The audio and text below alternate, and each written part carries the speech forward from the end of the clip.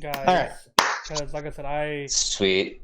yeah. Oh man, guys, welcome. Tonight might be a little iffy due to recording and getting used to a new headset on my end. So I'm gonna try and keep this as clean and fair as I can.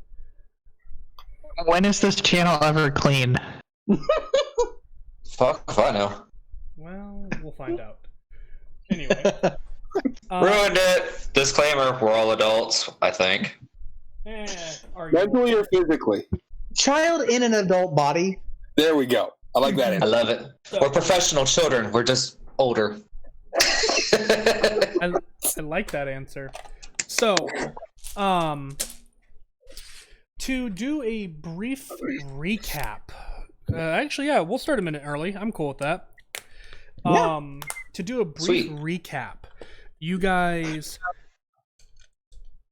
played Gopher and got the messenger Ada from the city of Dagbor and returned to the city of Bahrain. After proving your mettle in a fight against a breeder troll and consistently partying into the night afterwards, the party and Ada began to make their way to the following city that they chose to head to, the city of Deja. After traveling through the rain for a while, actually, give me one. Actually, might have. I got another thing I got to open. Sorry about this. Are we ever fully ready? No. I mean, I'm still eating dinner. Fair enough. Oh, come on. Hey, but he's on time. So you guys traveled through the rain. I was making sure I was right on this fact. You guys traveled through the rain for the better part of a day and then part of the night as you guys were awoken by the rain. Soaked to the bone, the party stepped into essentially where they were staying for the night. The next day, Katya made a deep realization and poured out their heart to Valinar and a quiet Ada sitting nearby, with little recognition from Katya. Dinok and Carden found out that the local blacksmith is related to a legendary warrior known as Hell's Gate. Valinar arranged a meeting with the Eldermen of the town, while Katya visited the local magic shop in search of knowledge. With the day's agendas met, the party begins to migrate back towards the tavern to meet up for the evening, when Dinok and Carden's conversation stirs up something profound in their knowledge. And that's where we return to the game tonight, with you guys on your way back to the tavern to reconvene with the rest of your party. I will say, for the sake of expediency... Ooh, sorry, they're throwing off fireworks outside already. So if you guys... Oh, I thought you were rolling dice. No, that's fireworks for the sake of expediency. Coke. Oh, okay. No, that's... Roll initiative! They're literally doing fireworks already out here, and it's not even dark. So Dude. I hear it all day, every day, because I'm in Texas in the middle of a city. Hey, I got news for you. Those aren't fireworks. Oh no, those are fireworks. I guarantee you they're fireworks. We literally have a fireworks stand just around the corner from my neighborhood. And that's just one of them. There's another one across the street. Anyway, you have I'm gonna say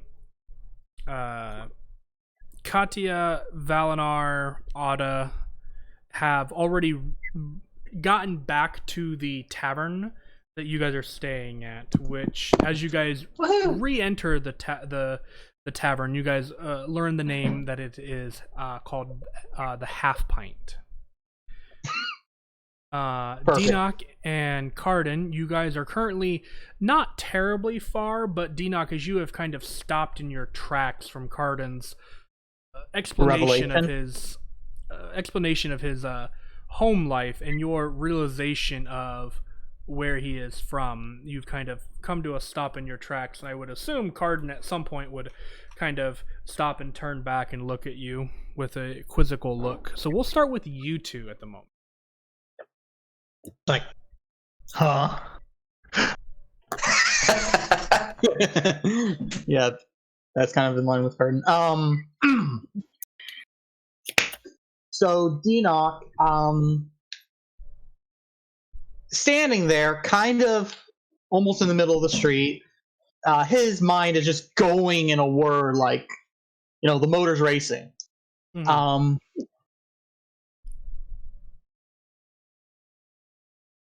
He's looking kind of beyond the horizon, kind of thing, like 1,000-yard stare. Yep. Mm-hmm. And then he refocuses and turns to Carden. We need to get back to the inn now. And he starts moving fast. Not running, but speed walking, basically. A brisk pace heading back to the inn. Meanwhile, at the inn, what are you others doing? We got tavern music.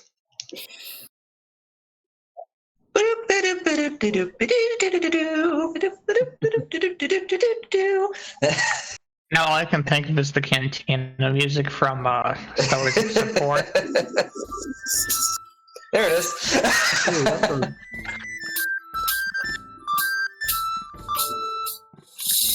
Nice. Very atmospheric. Yeah, my worry is just because OBS is recording it through is recording you guys and the music through the same channel. I'm worried that it won't pick up on stream. So I think actually, Rom, would you mind checking and making sure that it sounds fine while you guys kind of talk here in the tavern? Oops. I'm actually going to drop out of the call real quick then. Okay. So Valinar and Katya, you are currently in the tavern with Ada, who's basically ordered a drink and is just kind of nursing it at the moment. Well, I guess for now, get a drink. If I haven't already explained to Katya what's going on, explain what's going on, and wait for everyone, because... Okay. What is the current time? Is it... Let's see, what were we told? 3 hours? Or something like that? Before our meeting? Yeah, something like that. You guys were loosely About told 3 that you would hours. have a few hours before being able to meet with the Eldermen. However... Okay, and what is the current time? At the time that the meeting was set, it was probably early afternoon, late afternoon, sorry. So Okay. it was probably 2 or 3 o'clock. So you would imagine it would be shortly after dinner time. Yeah. So on that idea, Katya does a little bit of calculating and determines that this meeting is going to take place right around dinner time, so it wouldn't hurt to go ahead and eat now and get that done and out of the way so he's not hungry later. Okay, you're welcome to order food. Most food is a few silver, depending on how much you're wanting to order. Enough for a... Let's say after the troubling news that he has received and his recent food. Yeah, he's wanting comfort food. let's Something that's going to take the worries away. Let's say mark off a gold piece for that then. That way you have quality comfort food. Gotcha. He is splurging. Food. Valinar's just going to have a modest meal. Okay, it'd be like 3 to 5 silver, depending on how much you're wanting to do. No, just 3. Whoops. Yep. What? Okay, is that happening there, Rom? Is he echoing a little bit? Yes, I'm hearing it through the Discord. Okay, so Vert, can you turn your mic down just a hair? Well, not his mic. If he goes into the Mundus, into the Roll 20 settings and turns down the master music volume level. Oh, okay. Yeah. Find that. Where is that? It's the gear wheel on the far right in the settings. So, yeah. Oh, I see it now. Master music volume level. Oh, fancy. Yeah, you guys can adjust the music as you see fit on your own screen. I just have it on mute so I don't accidentally echo. I mean, I have it up for the stream purposes, but that's because you know, that way they can hear the music and stuff as well. Is that better? Yes, it's Much. Okay. Cool. I can never tell half the time. So, all right. You guys are ordering food. I would say probably about the time. Or Valinar, are you gonna order food? I don't think Otto's gonna eat. Oh yeah, I said I was ordering a modest. Modest, Just like right? a modest, Okay. 3 silver, yeah. Okay. Then with that, I will say probably about the time your guys' food comes, Denock and Cardin, you guys arrive at the tavern. Actually, you guys were walking faster, so you would arrive before the food would. So, Okay, after a few minutes of waiting on your food, Denock and Cardin kind of come hurriedly through the doors. Well, I'll say Denock hurriedly goes through the doors. Cardin's just sort of still confused. So, like, he's slightly behind, but at the same time, he's about to make a dramatic entrance after Denock comes in. Okay. Oh no. Oh no. Okay, All right. so Denock comes through the door, looks for Katya and Valinar, and when he sees them, starts to head over to them. So still a little hurriedly.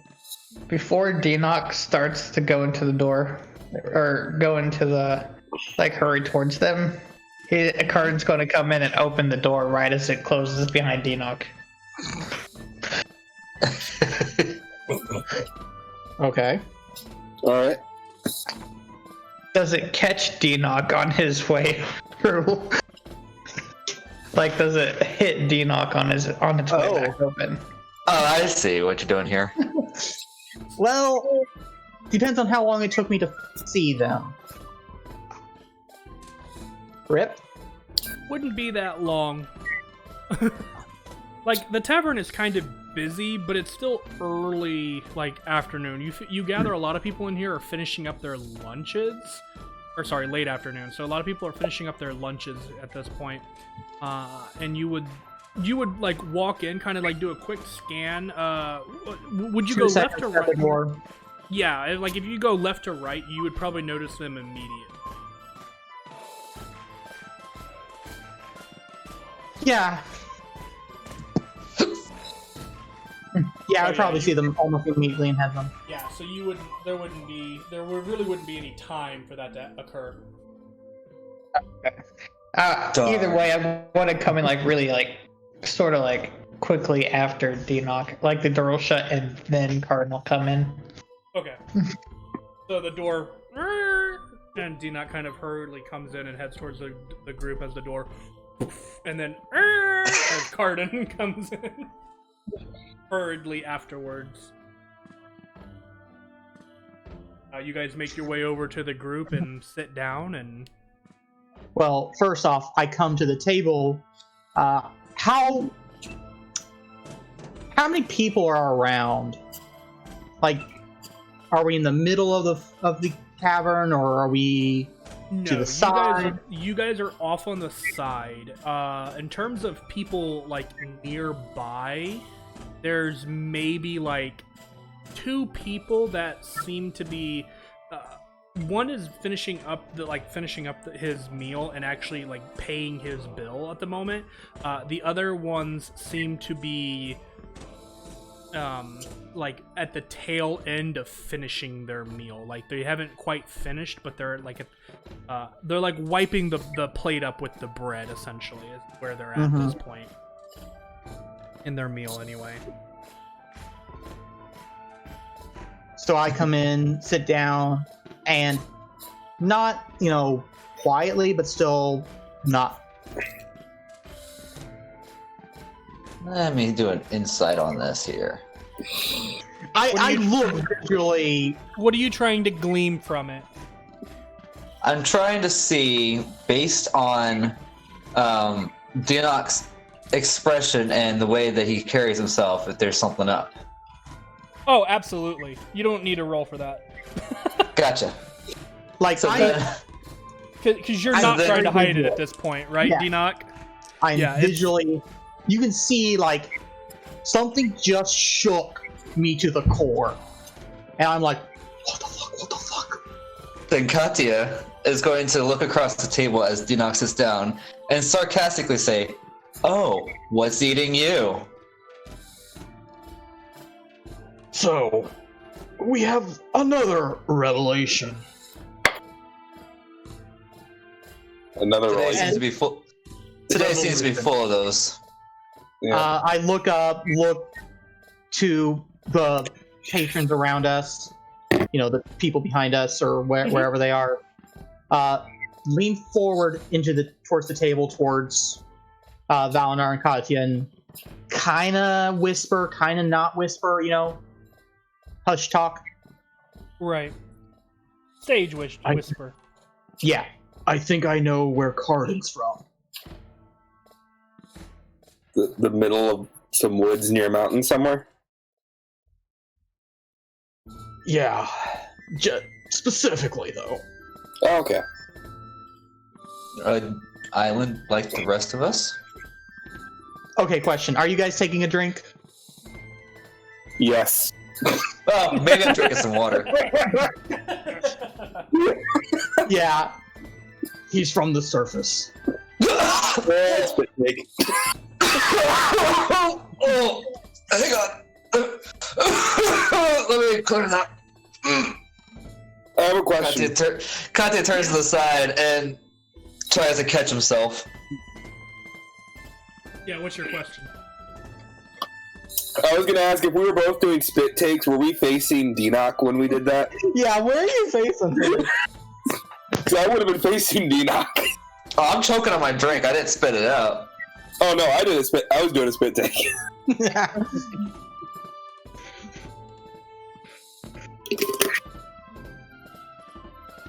That's amazing. So as you guys hear this information, you guys are kind of just like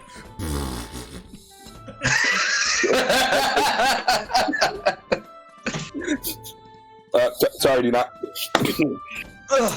Maybe not take another drink.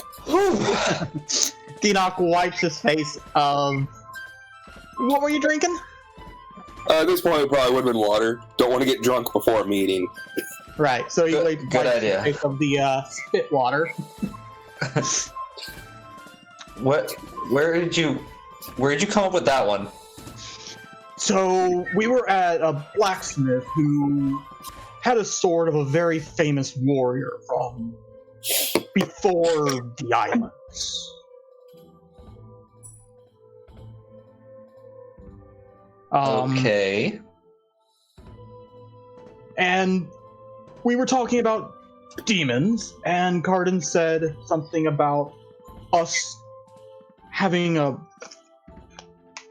Pause real quick. Was it something about the war being paused, right? Or being like, not necessarily paused, but like, I asked if they had, like, ended the war originally, or had,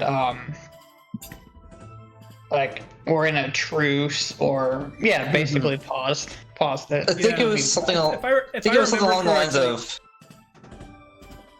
I was gonna say, if I remember correctly, Cardin had asked something about the status of the war, and the individual, the blacksmith lady, Nodra. Actually, I don't think you guys got her name. The blacksmith would have answered with not ended or won or anything like that, but more like on pause, as most of the human forces kind of or human as in mortal forces, kind of just left. GTFO. Yeah. Tactical retreat. Yeah, that's what they view it as. If you are to ask anybody who's still serious and preparing for the returning of, but yeah, that's kind of what was said, I believe. Yeah. Okay. Just wanted to make sure before I went too far, because it's been a week. It has. Yeah.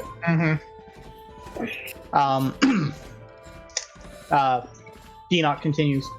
We were talking about how the sword was really famous in the Demon War, and then Cardin mentioned something about fighting demons still, and how he and his tribe, the tribe at least, right? You said you fought one or two, right? Fought a few.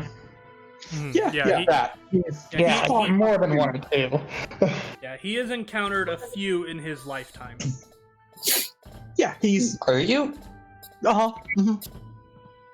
Are you absolutely sure that you know that they are demons? I mean, you didn't know what an island was until you met us. Oh, I'm fully aware that there are demons. We're talking about like actual physical demons, right? Not metaphysical inner demons like alcoholism. If you say metaphysical, that's demons. Cardin, give me an intelligence history check. Intelligence history or just history? both. Same they're thing. the same thing unless you're proficient. Let's hope you got I have a neg on either way. Wow, that's a Damn. really Okay. nice roll. Yeah. At least he got his neg ones out of the way earlier. So one of the demons that you would have encountered would have been a bearded devil.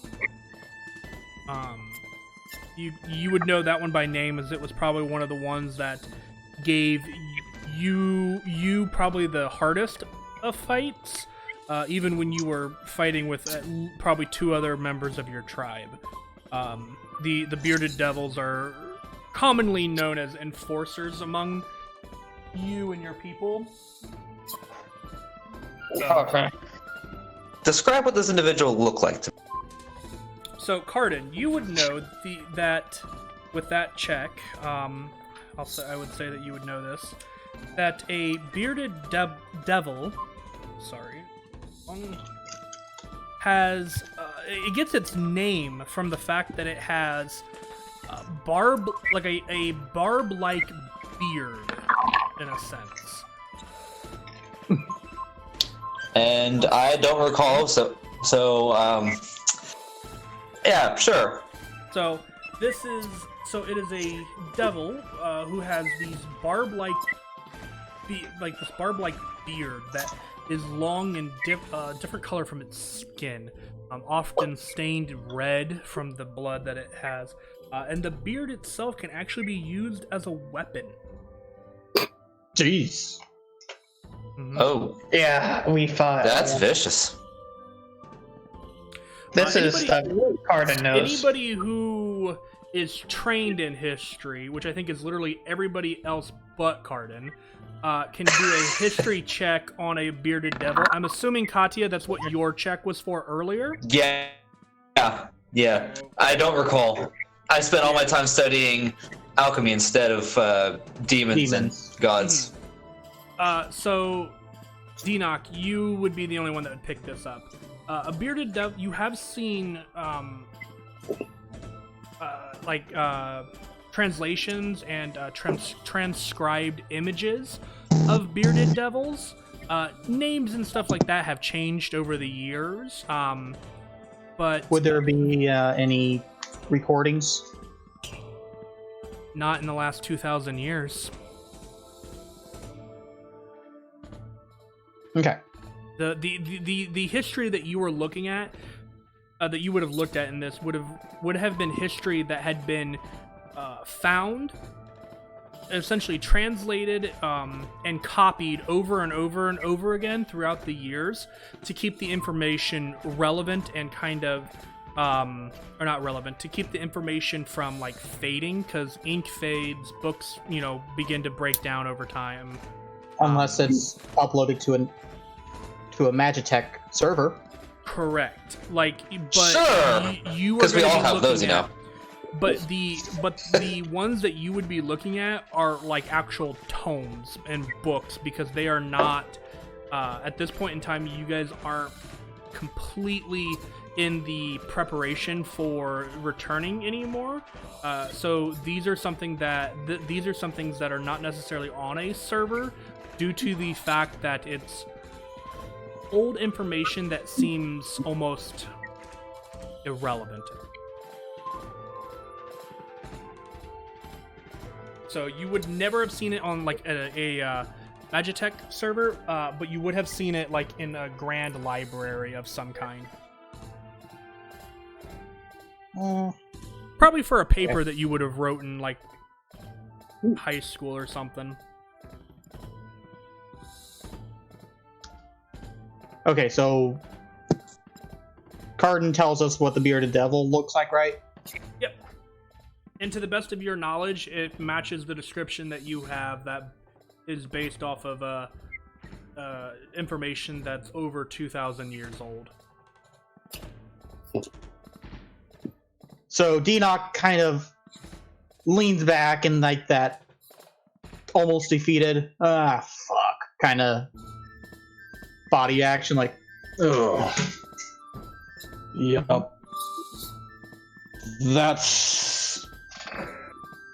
We have that on record as one of the demons, or at least something close to it. Yeah, he's fought demons. So, I mean, us having been gathered together to begin with was odd, but why Cardin? I fought them.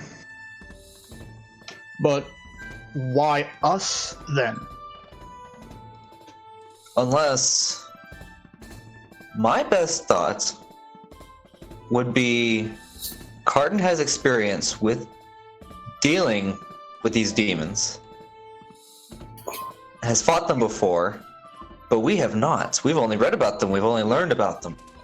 To the best that our scribes have kept up with, at least. But if that's the case, Cardin could teach us first-hand experience, and we're all from different continents, which means we could take this information back to better prepare for what may be coming.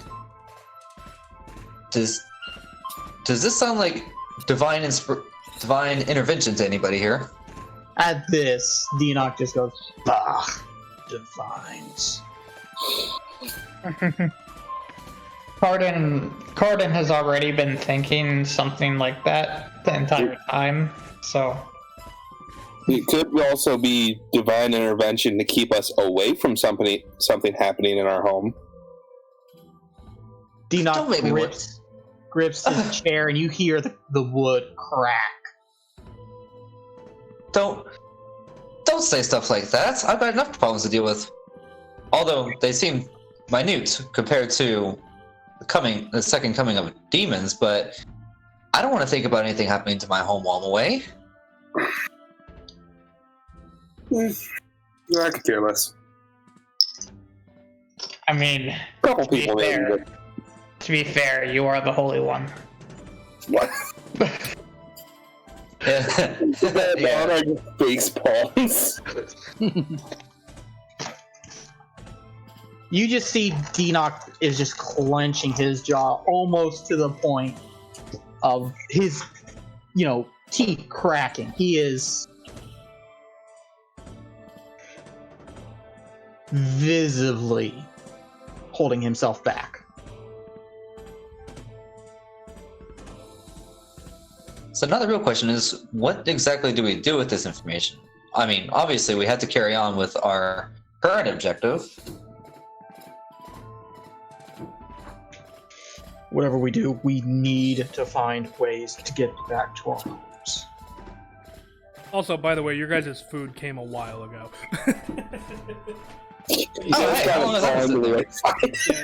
You guys are kind of eating and talking as this is going down. Oh, yeah, by the way, guys, makes me feel better. We should probably figure out a way to make money. What? This is just Cardin. he's completely nonplussed by this entire thing because it's just normal to him. Well, if you're so worried about earning money, perhaps whatever town we visit, you should volunteer. Okay, volunteer won't earn you any money, but maybe you can get temporarily hired to work at a smithy or something. Oda kind of speaks up and kind of goes, you guys are looking for, like, fast cash?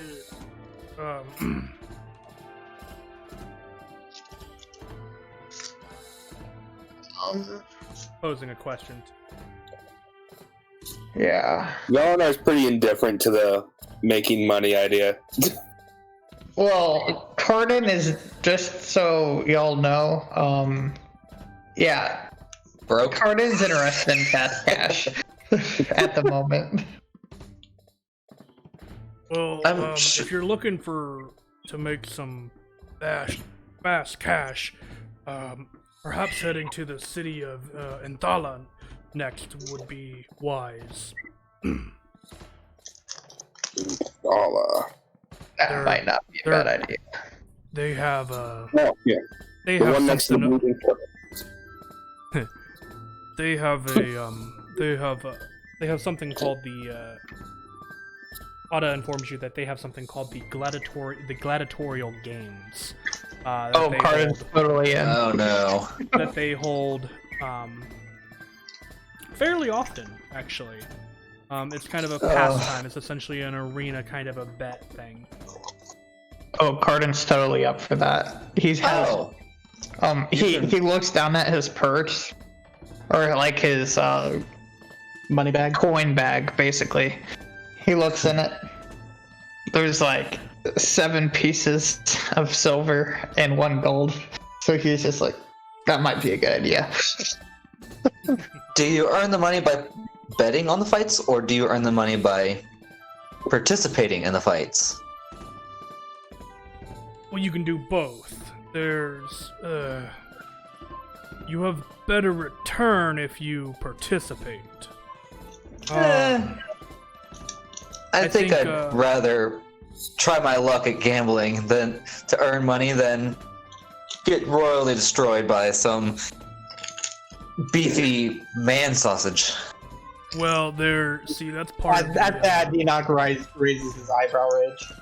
There's there are a couple of interesting ways to look into a fight. You have solo and you have party. Oh. So I don't have to do all the fighting. I can have everybody else around me do the fighting while I get help from afar. Yeah. And there's quite a bit of reward depending on the kind of fight that you enter, because there'll be to the death and to submission. I'd rather not die. Cardin doesn't care which one. Submission But I mean, if to the death yields greater money. Which Cardin would gladly do. But there is a buy-in. But it's not much. is the price your life? Depends on how much you value your life. These men do not value your life. Well, I value my life very greatly. I can't speak for everybody else here, but it's something worth checking out because we are funding our own journey here. One question. Does fame in the arena mean that other places would come to know of us. Ooh. Say we become famous in the arena, would they hear about us in Moran, for example? Perhaps, but you would have to.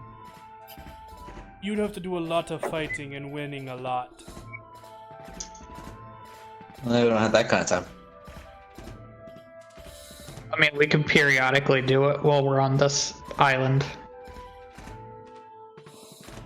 What was the name Granted, of I that don't city know again? if Cardin just said periodically. The name is Infalna. Spell it it. is INPH INPHA LNA. LNA. Gotcha. Thank you. I believe it's the city next to the. Bleeding Forest. This is the city next to the Bleeding Forest. Yeah. So I have the map pulled up. That's fine. I don't suppose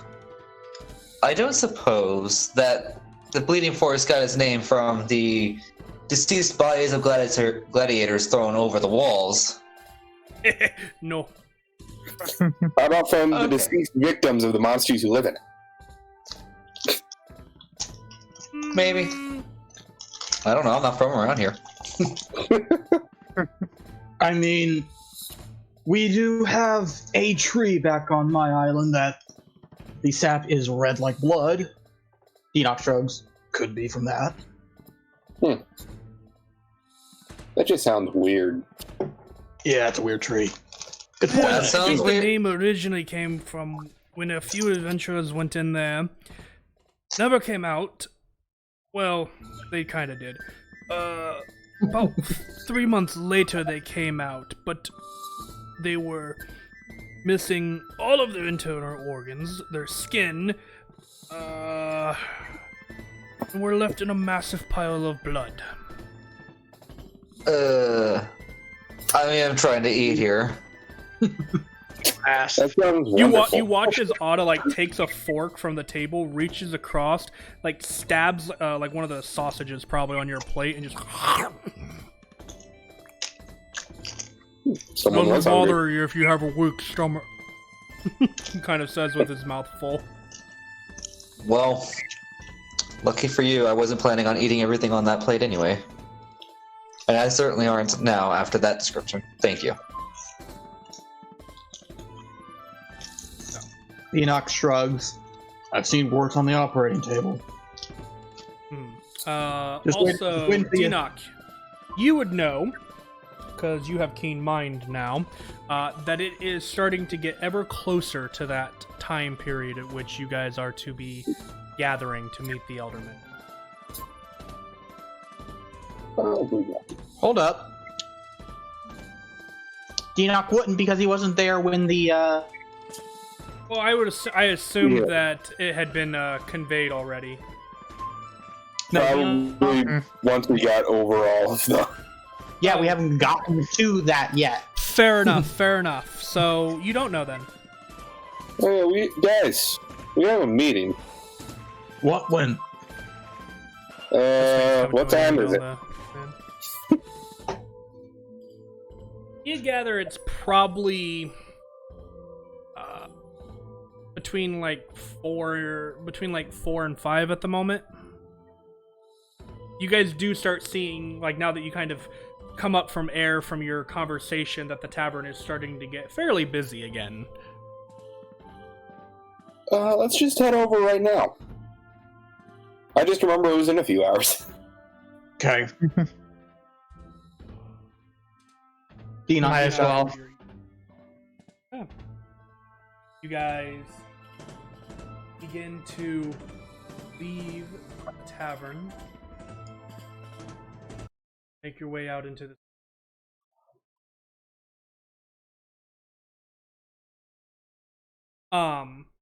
so again, this is a smaller town, so mostly like dirt paths and stuff like that as you guys are moving around. Why are you typing? Oh, okay. Yeah. Gotcha. I know that feeling. Yeah. You guys head back with Valinar and Ada leading the way. You guys are meted by that same elven lady. I believe I said she was. And she kind of sees you guys approaching and kind of just goes, "Oh, you're actually a few minutes early.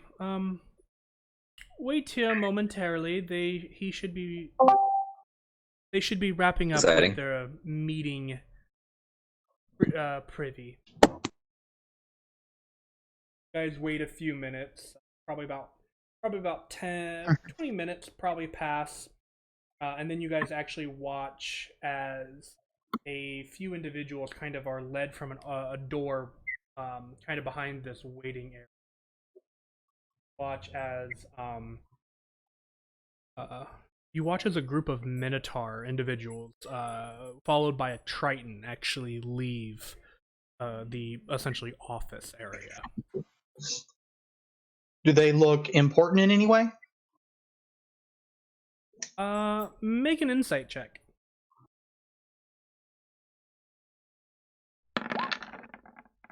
Yep. I mean, I'm they're meeting I'm with the nose first Eldermen. in They my must book. be kind of important. I'm nose first in my book. I look up, I see Minotaurs and Triton. I'm like, oh, okay, back in the book. In terms of like clothing and whatnot, there's nothing like regal. But then again, you guys aren't like, you guys probably have some of the nicer clothing in this village. Particularly Katya. Of course. She kind of waits for them to leave the building, and then she waits another minute, and then goes, "Okay, you should be fine to go in now." Kind of walks over to the door and knocks, and she kind of goes, "There's one more for today." And she kind of opens the door, and you guys hear this voice kind of call from the other side. Let them in. And she kind of door opens, and you guys are shown in. And sitting at a table are the three individuals that you guys have already gotten to know the names of: the turtle Norik, the gnome Keljan, and the elven man Varin, who seems to be sitting in the middle of these.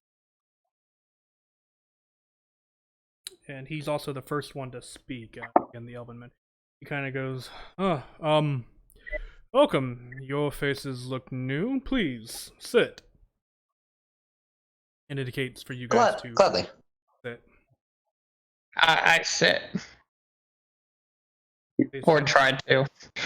And you watch the gnome kind of goes, "Oh, Ada, it's been a minute. How are you doing?" Ada's just kind of like, fine. We come with a message from Zio.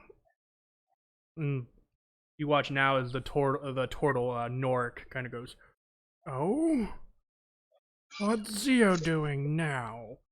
He kind of like moves, like he turns slowly and kind of leans forward a little bit, kind of looking towards the others, and they kind of wait as Ada, because I believe Ada now has the writs, doesn't he? Yeah, Claudia gave him to me, and I gave him to him to set up when we were setting up the meeting. So Ada kind of reaches into his bag and hands off one of the writs to the gnome, who kind of opens it and just, interesting, and kind of hands it off to the elven man. Kind of reads over it, kind of a little more slowly, and kind of goes, "So he's calling for a council, huh?" And he hands it off to Norik, who pulls from like one of his inner pockets, like these small pairs, essentially of what are reading glasses, and like just ever so barely lays them on the bridge of his nose and begins reading. You can kind of see his mouth moving at times reading. Varan kind of goes, so that's it? You guys are lost? From my understanding? A little bit more than lost. And we're Not so having a much meeting lost. because you guys are lost. More of we can't get home. Precisely. Quick question. Do we know what the letter kind of said? Like what? After it was rewritten, technically no. You assume it's very much like the first one. And did we ever actually say what was in the first one? I don't remember. We weren't supposed to open it, so no. Long story short, it basically says that these individuals are from places that shouldn't or don't and shouldn't exist. We are to basically having a meeting to summarize, to discover what information they may have as a leader and see how we are to proceed with this information going forward. That's what it roughly breaks down to. Obviously, there's going to be more political mumbo jumbo, but I'm not a politician, so Bull. yeah.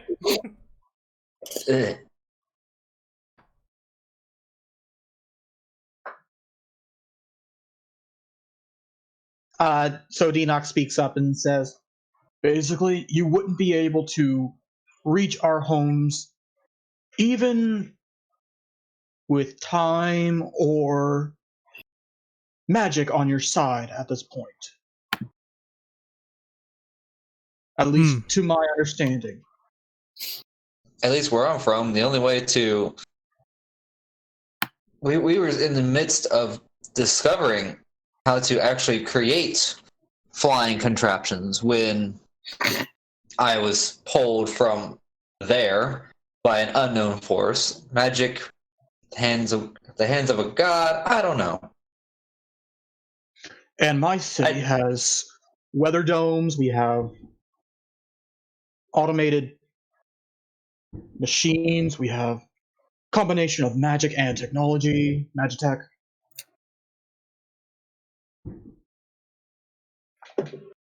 Mine's not too unlike here. And then there's this one, and I point to Cardin. Mine is full of mountains and trees and dangerous things. It's a wilderness. I think they'd be more interested in knowing about the demons, Cardin.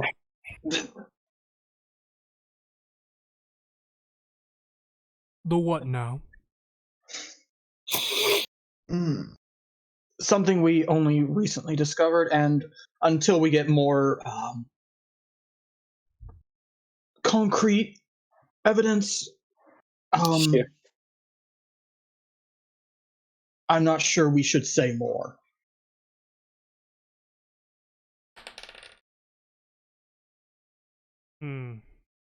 I understand. Can you tell me a little bit more about how you got here, though? Just it's very vague on at the moment of how you guys came to be on this island. As far as we can tell, holy shit, they're not from around here! The turtle has just finished reading the letter.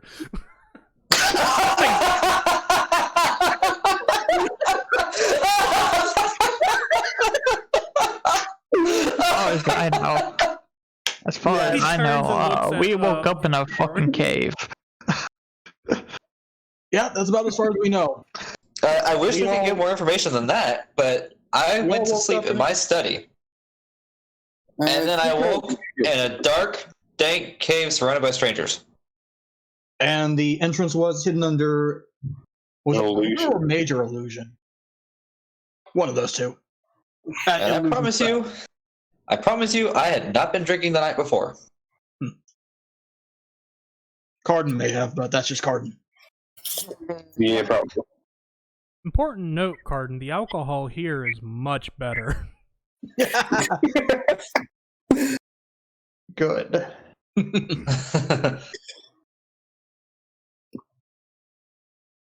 Sorry, I turned my mic down because fireworks were going off, so I turned it down trying to not get those to pick up.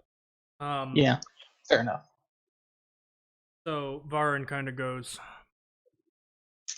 He starts to turn to Norik and then just goes... and then turns to Keljin and kind of goes... I mean... Actually... He's not gonna say it loud enough for you guys to hear, so I'd like those of you who would like to listen into to this short message to roll a perception check. Bloop. Hot damn. 19. Damn, not 20. 23. So I rolled so low, everybody heard this. So he tried to whisper, but he started shouting, huh? Well, no, he does whisper. You guys just rolled really well. Also, it's kind of like my previous stage whisper. Yeah.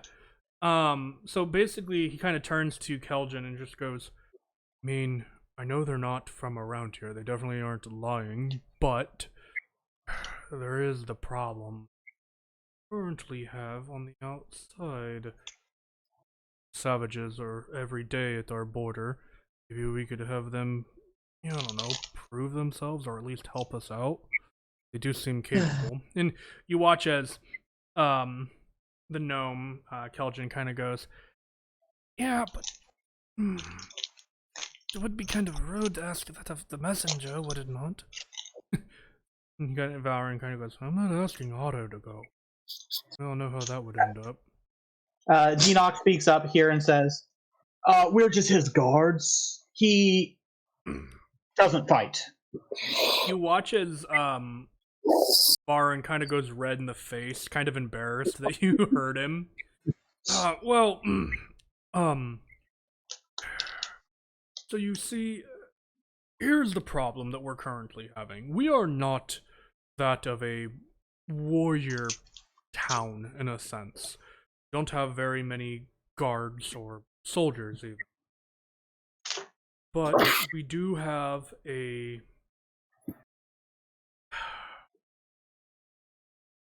problem group that of savages that have come and gone over the years. Currently, they're plaguing us again, and we've had a few disappearances of some of the villagers. Always young, female individuals. The last one to have gone missing is a young elven girl named by the name of Shafia. Is there any... I don't suppose there's a relation to this Shafia from... I don't suppose she's somehow related to you. I mean, in a way, but it's more like my... what would she be now? My 6th great-granddaughter? So, great 6 times great-granddaughter? So, family, yes, but very distant. Knew it. I mean, there's really only like 2 family of elves in the entire city here, so yeah, family. Ooh. The only thing that, again, we don't know what they're doing, but we don't have soldiers to go and launch an assault on their camp. By savages, what exactly do you mean? What is the race? Oh, they have a hodgepodge of different races, mostly human, I believe, though. Okay. So they're basically bandits. In a word, yes. Did they ride griffins? No. Okay, different group of savages. Gotcha. But they live on the world's edge. Those of you who are from islands, that is a common term for describing the edge of the island. Oh, makes sense. Yeah. Okay, so Cardin, you'll want to be very careful, because if you go too far, your world will end very quickly. Or he'll get back home for a split second before he dies. Emphasis on the split. With the human body, it wouldn't last all the way down with the terminal velocity. You'd actually break your neck on the way down. Who's saying this? Who is saying this? This is Caleb, not. I had to make that distinction. Yeah. Right. We all kind of knew, but we needed to make sure. Yeah. Cardin rolled a nat 20 on his insight check.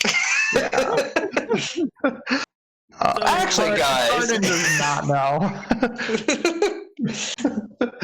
I wouldn't survive the fall, guys. I can offer a little bit of help, though.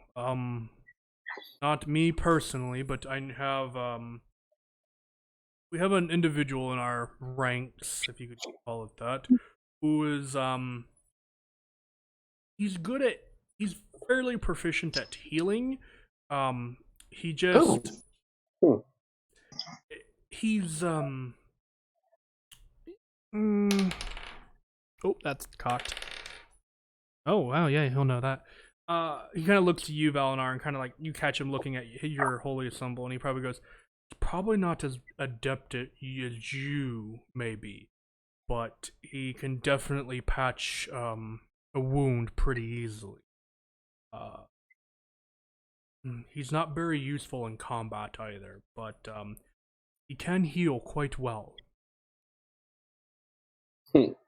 So above game, he can offer you essentially a medic who makes use of the healer's kit and feat, essentially. It is a humanoid individual, you would later learn.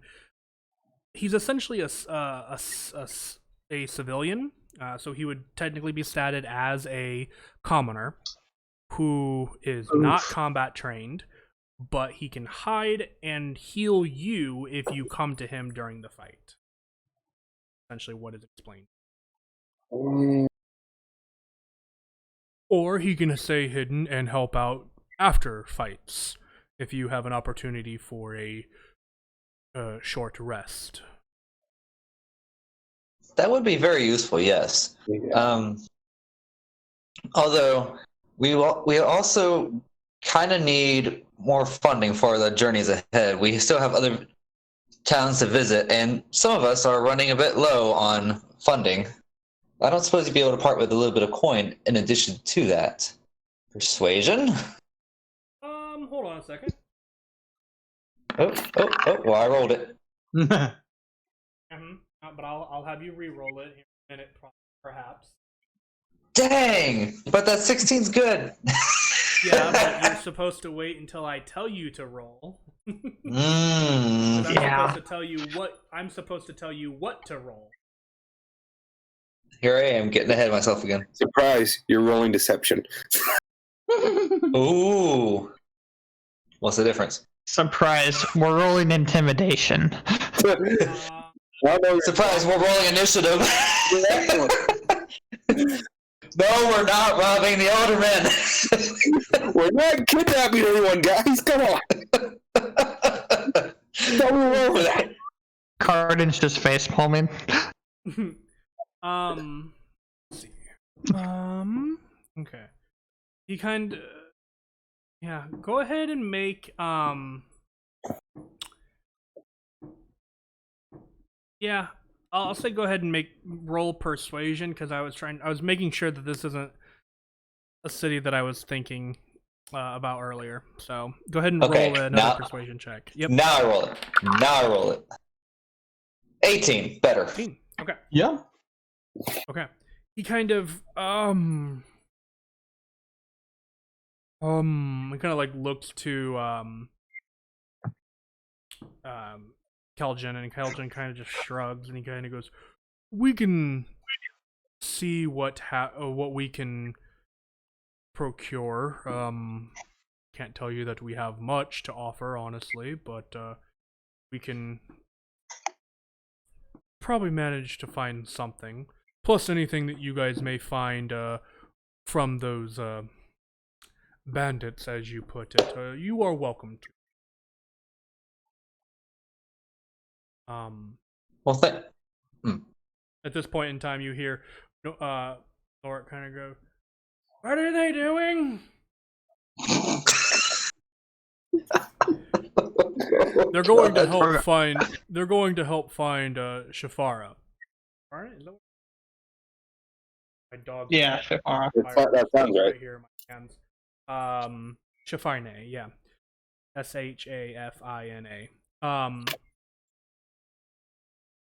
In exchange for a little bit of monetary value, and he kind of goes, "Okay, they know we're basically broke, right?" you watch Var and kind of goes, "We told them that there's not we don't have much, but we would find something." The turtle kind of just nods his head in a fashion. He goes, kind of just turns and looks at the party and gives like this long blink. The sloth from... Kind of, yeah. Well, I thank you. So I'm not saying that you need to hand over the key to the city or anything, but every little bit helps, since we do have to sustain ourselves for food and shelter and clothing in some cases. And Katya looks over at Cardin. Cardin flexes. Not right now, Cardin. Not right now. What? And weapons if he keeps breaking his. So for the purposes of this, the Elven Man gives you, puts you in contact with a man named Jaya, who is Jaya. Jia. And he is the person that you will be contacting or traveling with to the world's end, to the bandit camp. So, with that, it is 10 o'clock, so I'm going to say we go ahead and take a break here while you guys take a long rest. Does that sound good to you? And we'll come back and pick it up technically in the morning for you guys? Yeah. Okay. Yep. That sounds good. Okay. All right. So, guys, we will be back here in probably 5-10 minutes. We're just going to take a short break here. Get up, stretch our legs, get something to drink. And then we'll be back in just a moment.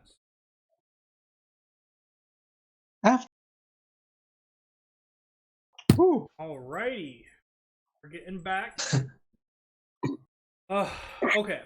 So to begin with, we're going to kind of step back just a couple of minutes because there was a question that needed to be that wanted to be asked before we left for break, and we were unable to do so. Denock, you had a question. Freaking fun. Goodness. I turn to the gnome elder and ask him, does the family name Yefan sound familiar?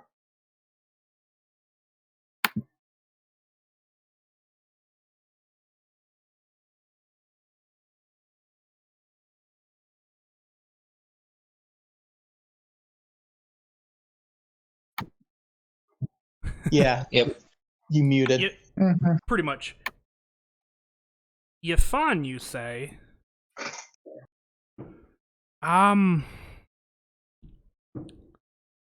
Vaguely? I feel like I've seen it on, a family catacomb or something like that.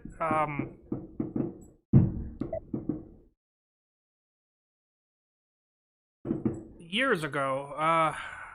God, I wouldn't have seen any Yefans in my lifetime. Probably That's because they all. It. That's because they all moved to Hofking. Yeah, I remember them saying something about moving, relocating to a different city. But that was what I was told anyway. Years and It was many Ex- centuries ago. 2000 to be exact. So they would have been over there before the Ascension, huh? Exactly. And my teacher, Zalpip Yafan, asked me to look for any members of his family. Can't say that I know that name. But you do know the Yafan name. Like I said, very vaguely. It would have been. God, where did I see it? It had to have been like a cousin or something. Real distant, probably. Probably married into the Yafan family. Probably one of our great ancestors' sisters of some kind. I don't know.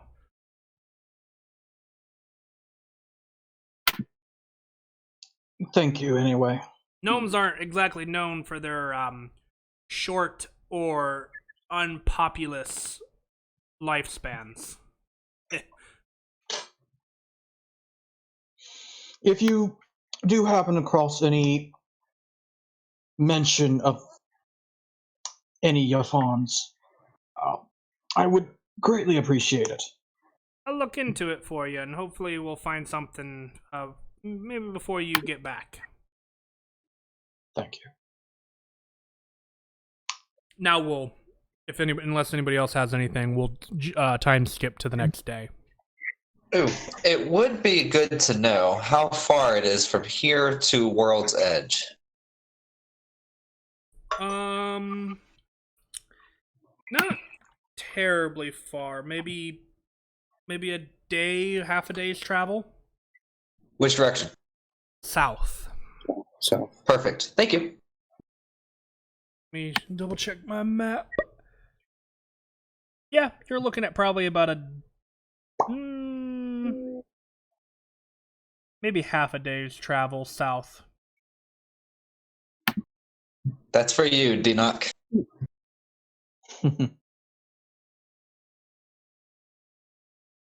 All right. With that, then we'll jump to the next morning. Anything you guys would like to do to prepare before you guys head out? I'd like Breakfast. to sleep. We already slept. Yeah, I know.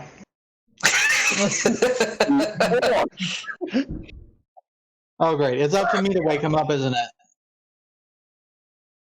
mean, he's your roommate, isn't he? I slap at the mage hand, thus hitting my face, so I wake up. I love that this is our Comic relief. yeah. All right. Breakfast is prepared for you guys. Again, it's like 3 silver for a common plate. And if you want something more, you're gonna pay for it. Fried eggs. Sure. They can be prepared for you and cooked to Delicious. your liking. You guys meet with. Sorry, I'm flipping my notes around here. You guys meet with Jaya and begin to head out. As you guys begin to leave the city and enter into the woods running south out of the town, there are a few things that stand out to you as strange. First off, the trees run almost in a perfect line with one another. But these trees planted here naturally? Are they naturally occurring, or does it look like they were planted as like a tree fence type of a deal? Make a nature check.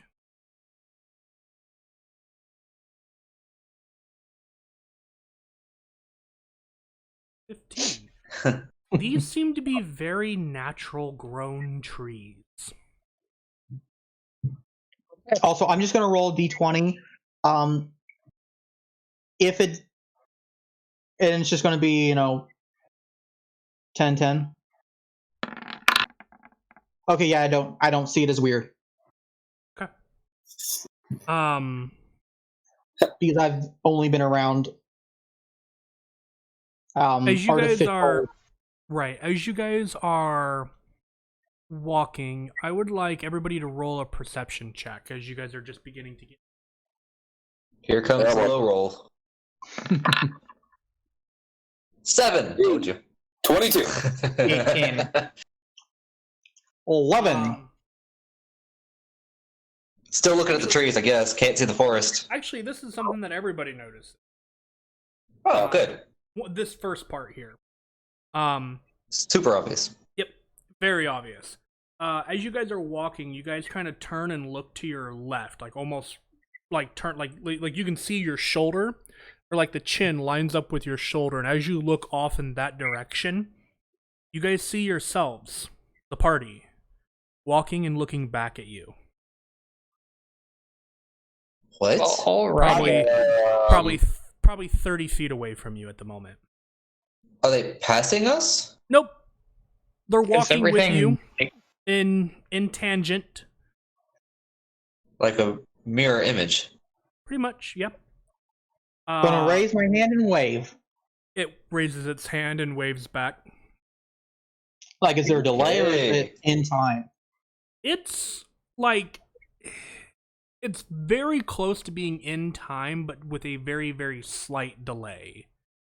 Valinar and Cardin, you would actually would also notice this with pretty much the exact same thing, but with different animals in the forest. The first thing that catches your attention is a small rabbit that will leap from a bush and bounce down the trail before disappearing into another bush, and maybe 2 seconds later the same colored rabbit would jump from the same bush following the same path and disappearing into the same bush. I'm going to ask Jaya. I'm assuming Jaya's traveling with us, right? Yep, he's currently leading the way to the point where he knows where he'll lead the way until he basically knows where it's not safe anymore. I'm gonna ask him for more information about these woods. What are these woods called? They're called the Parallel Woods. By the way, Jaya is like this young human, probably 20, 25, with kind of like this sandy blonde hair and kind of some light freckles on his face, being drawn out by probably the sun.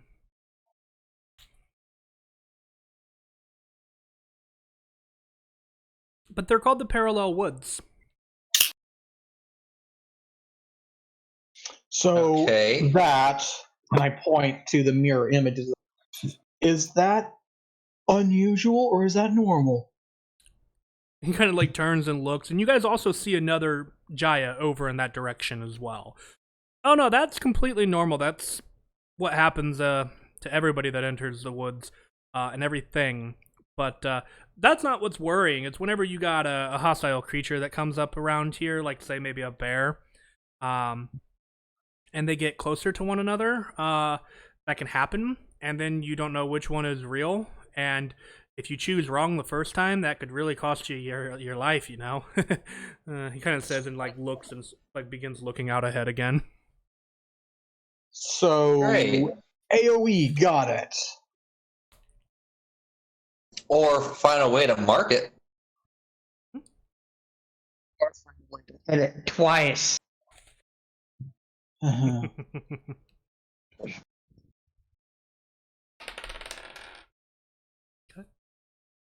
Uh-oh, I heard a dice roll. I heard a really weird firework. So, after a while, you guys travel for about that half a day time period, and you guys watch yourselves essentially mimicking everything that you do.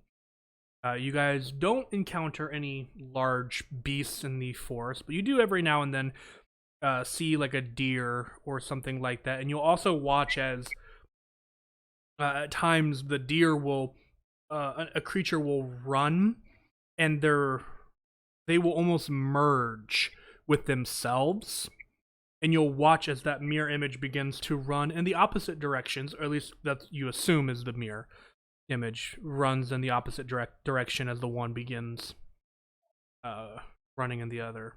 Yeah, see, that's what's confusing. So I'm seeing this, I'm looking over and I'm seeing this mirror image, and I just can't hold back my curiosity anymore. I want to go over there and I want to touch it to see what happens.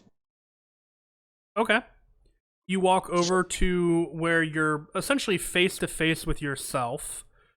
Your, tall, blonde self staring back Unfortunately. at you. And you kind of hold your hand up and begin to touch. And as your guys' hands touch and you continue past it, you watch as your own fingers merge from the back of your fingers. And just begin reaching through your hands, and you feel a really cold sensation kind of run down your spine. Whoa! Not like dangerous, but like kind of getting like the heebie-jeebies.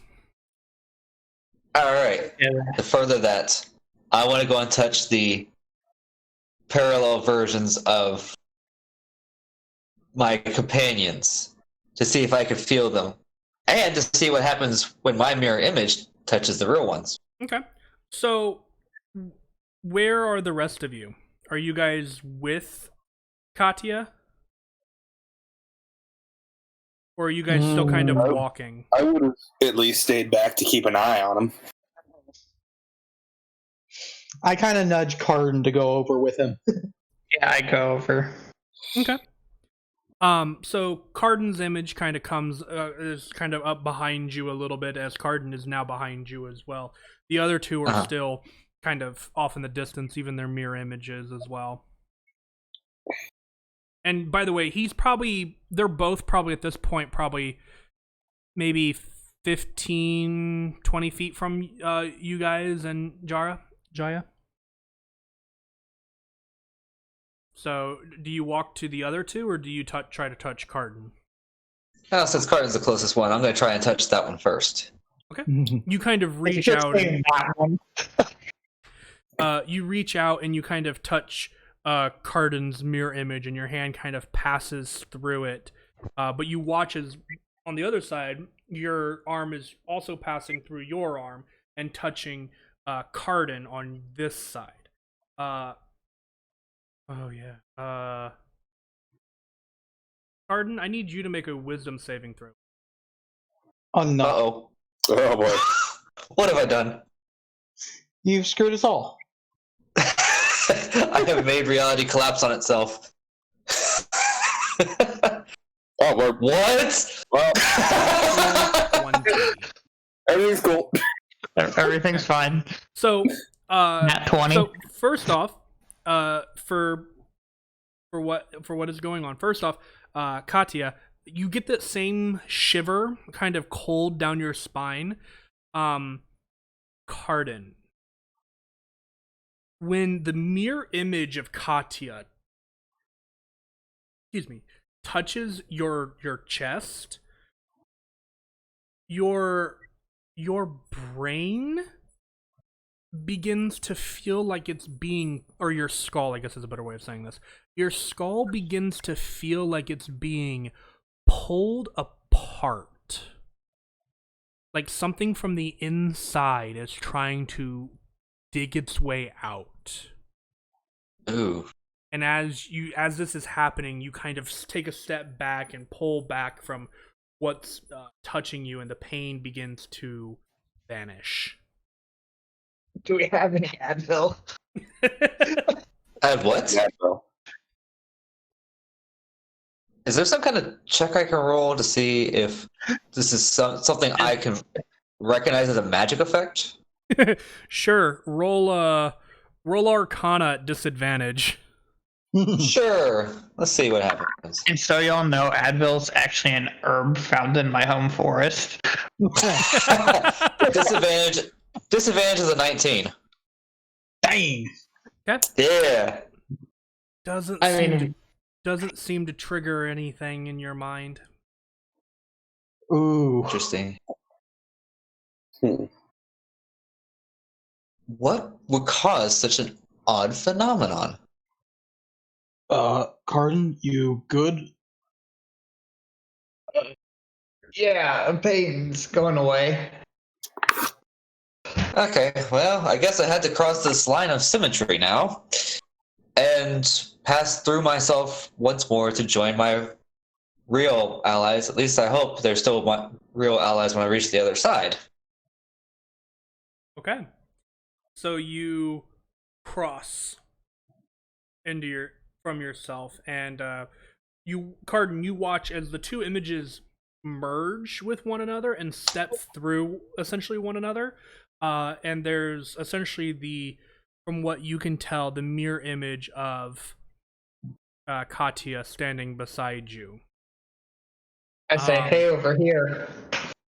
And I like wave my hand. At this point in time, Jaya is kind of like, I would be careful with how much you experiment. People have gone missing in these woods before. How could they go missing if they're always watching themselves? It's hard to explain. We don't really know. It's weird. As you stepped through yourself, you did get that cold sensation running down your spine. And I now need you to make me a wisdom saving throw. Oh, no. Different effect. 17. 17. Okay. All right. Nothing seems to really happen. Interesting.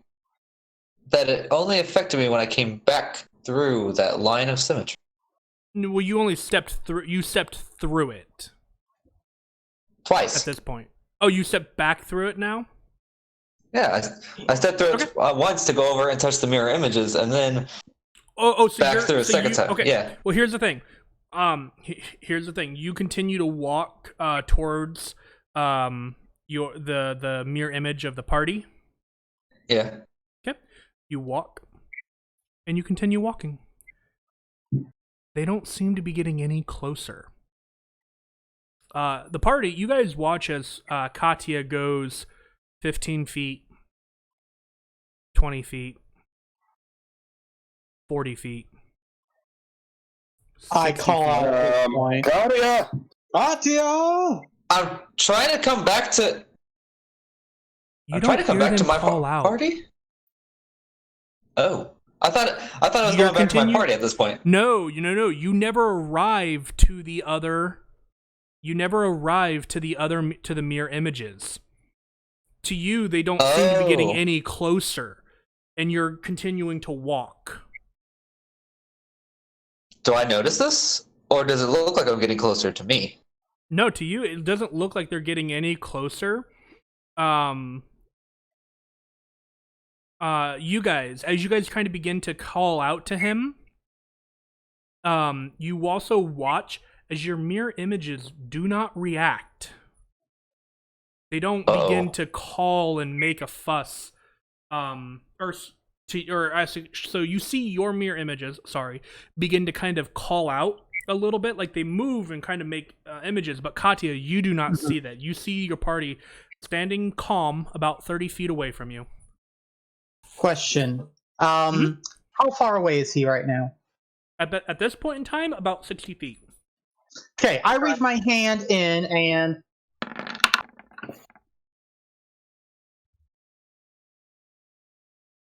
Oh no, this could be bad. And you're shooting at the mirror image, or are you shooting at Katya? I'm shooting at him. At Katya, okay.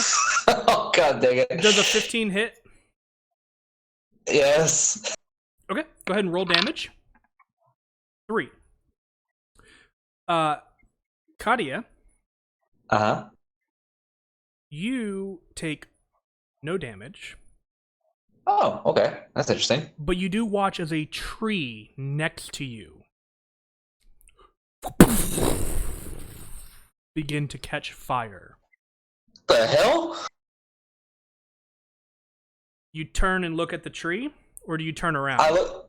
Well, first I'm going to look at the tree, and then I'm going to look and see where that could have come from. The tree is currently on fire, and as you turn around, you see an empty woods. Oh shit! The rest of you guys see Katia begin to turn around and look at where things are coming from. Also, Dinok, you also watch as the firebolt seems to pass through Katia, both Katias, and hit a tree.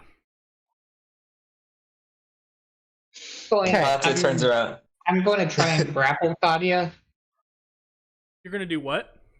Grapple Katia. Katia is 60 feet inside of the Eldermen. He's 60 feet away from you at the moment. I'm going to or for my turn, I'll just dash over to him. Okay. Katia, you watch as you blink, and all of a sudden Cardin is running at you. Oh no! Whoa! So freaking out, not knowing what's going on now. I'm gonna turn and I'm gonna run away. I'm gonna try and outrun him. No. Not gonna end well. Okay. Real quick, I'm going to turn to Valinar, pull out rope, tie one end to me, and hand the other end to him, and say, "Hold on." Well, this ought to be interesting.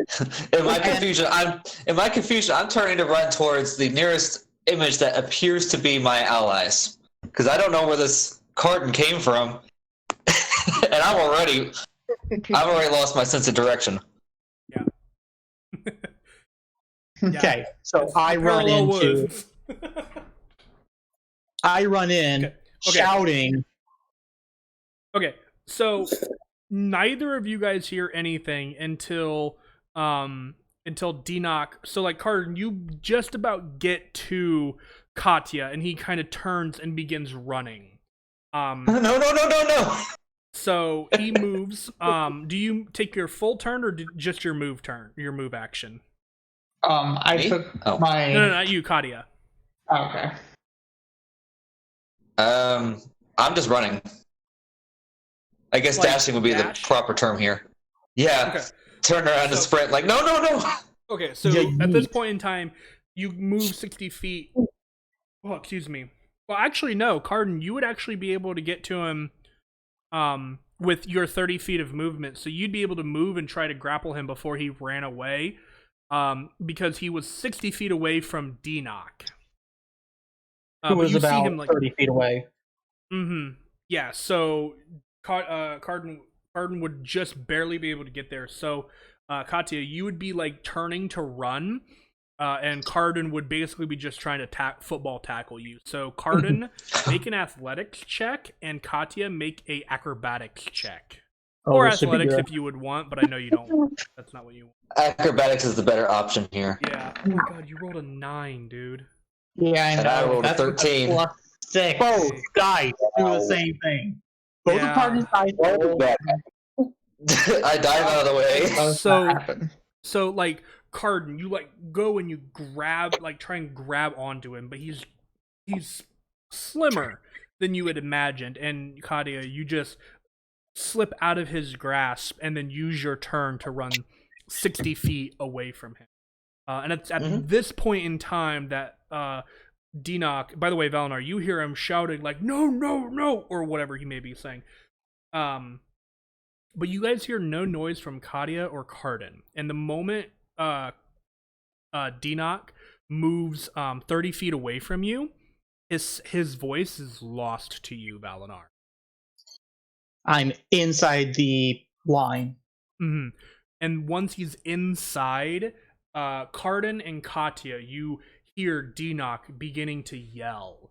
And as you kind of look back, Katia, you see Dinok kind of running towards to join Cardin as Cardin begins to move again towards you, I'm assuming, right? At this point.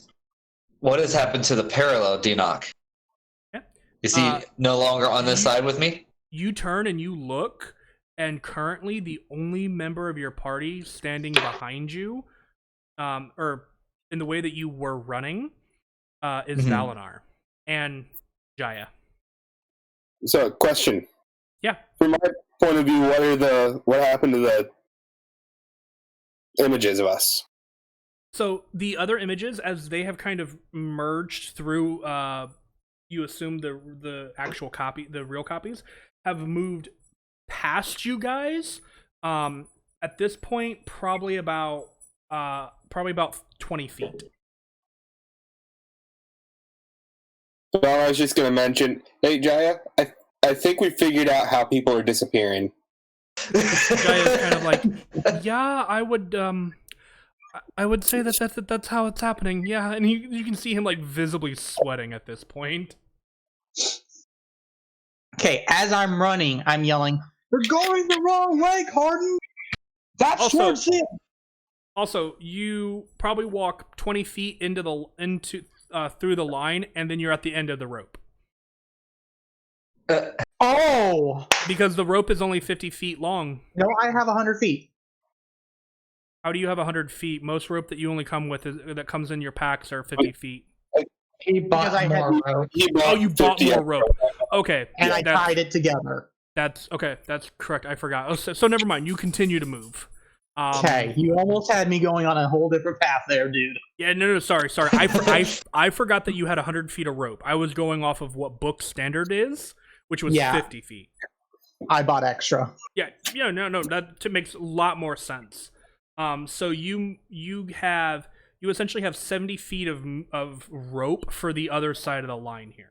Mm-hmm. But now that Denock is visible, Katya, you hear him speaking to you, telling you that you're going the wrong way. And as I'm hearing that, and I'm noticing that the allies that I was running towards are now disappearing one by one, I'm going to stop and try to regain myself. I might even turn towards where I came from and I guess kind of wave and see if anybody notices me.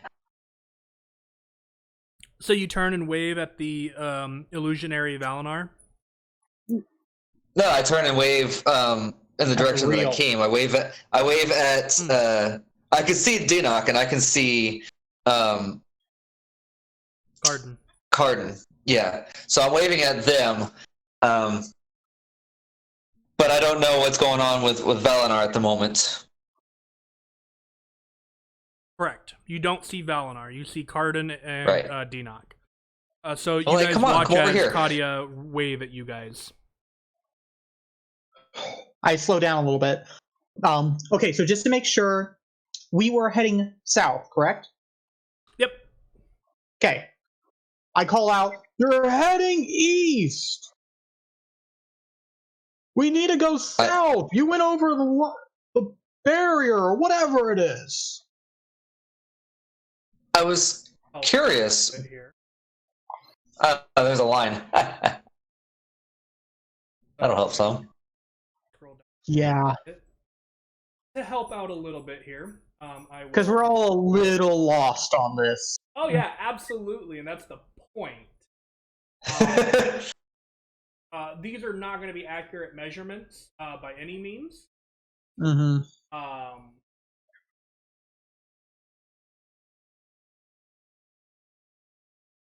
So this is currently what I'm seeing. But the real Valinar is over this way. Yes. But I can't see you. I mean, you don't know. So wait. So on this side of the line, I could see everybody, but I don't see any mirror images over here. No, you don't see anything in this area. Whoa. You just see more woods. Okay. All right, question. The rope. Does the rope just end midair? No, because you have a lengthy amount of rope. It's currently on the ground, and you just kind of it looks like you're losing it in the foliage on the ground. Okay. So you have rope, but it looks like it just kind of vanishes within the leaves and twigs and stuff like that on the ground. Valinar, for you, you're standing over on the other side here. That's gotta be confusing. And you see all of this on this other side here. But to the rest of you guys over here, you do not see Valinar on this. Wouldn't Valinar also see our reflections on this side?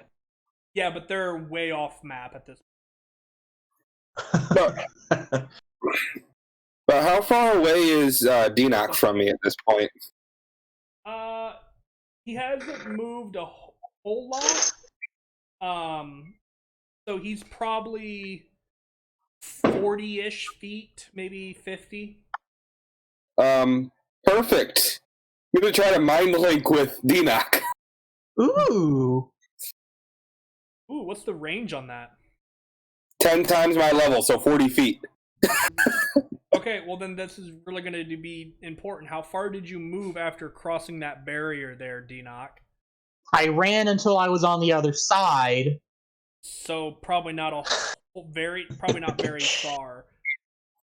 Okay, so I would say you'd be able to mind link with him. It worked. Well, I don't know that yet. What do you see, Deanoch? Wait, what? Who? What? What? Who? Where? You When? hear- What? You hear Valinar's voice in your head. Bad time to take a drink. It's just waiting. It's Valinar. What do you see? I see Cardin, I see Katya, I see Jaya, I see you over there, and I'm point to the Yep. Valinar. You see him point over here. So I see him point away from me? Yep. Yeah, And then I that's not turn right. around. You turn around and you see just more forest. Yeah, you're looking right at me. Do you see my confusion now? Yeah, we're going You watch the wrong way, Deanoch guys. turn around and look at you. Well, kind of at you, in your direction. I tell Katya and Cardin follow me, and I walk back through, or Okay. try to. Yep.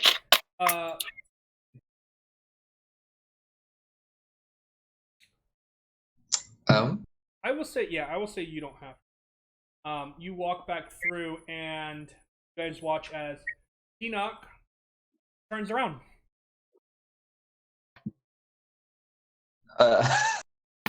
Deanoch, I thought you walked through. Didn't you just wait? You said follow you. Why are you over here? Deanoch All right. doesn't reply, and Deanoch, you don't hear anything.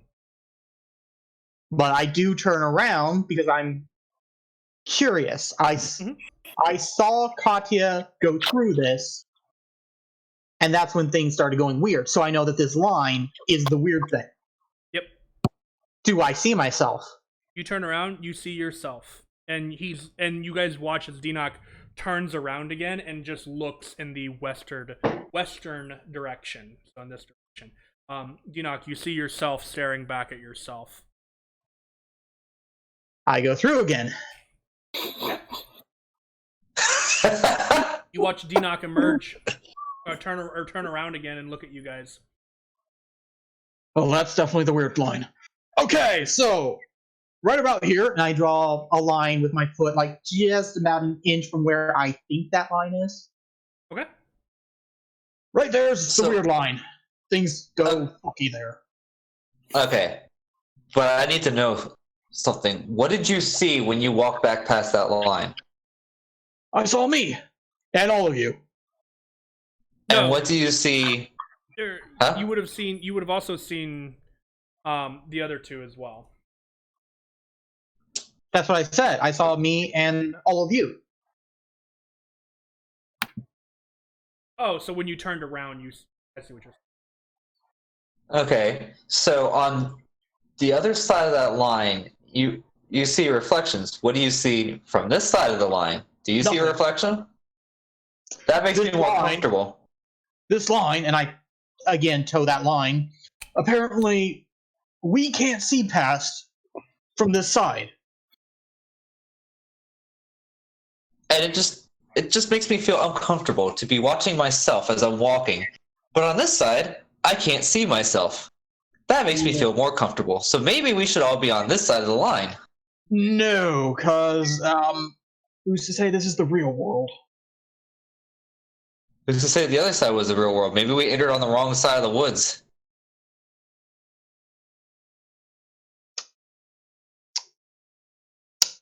You really? I don't know anything about this place. Okay, Jaya, and I call over to this Jaya. Yeah? Please react. Do something. He's sweating nervously, but doesn't do anything otherwise.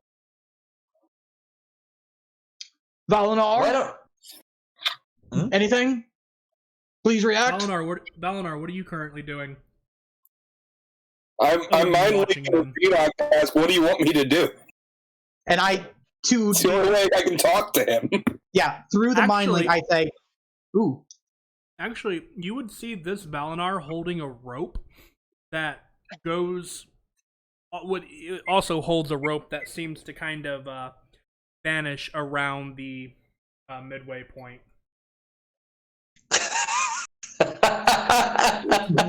Oh my god. Beautiful. But through the mind link, I tell Valinar, don't do anything. This is to convince Katya the side you're on is the real one. Okay. But what would happen if we were all on this side where we're standing now? We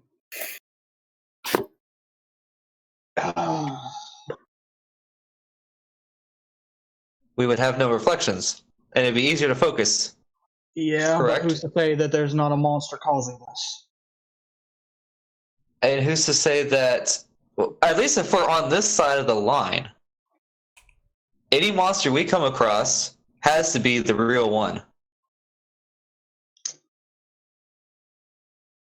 Based on the information we've been given. Whereas, if we're on the other side of the line, we're going to see the real monster and its mirror duplicate, which may or may not be the real one, standing on the other side of the line, messing with us. Do you see what I'm saying here?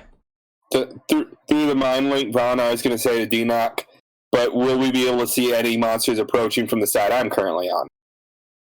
Don't hear any of this conversation. Me? But I am thinking it back to Valinar. Including what Katya says? Yes. Okay.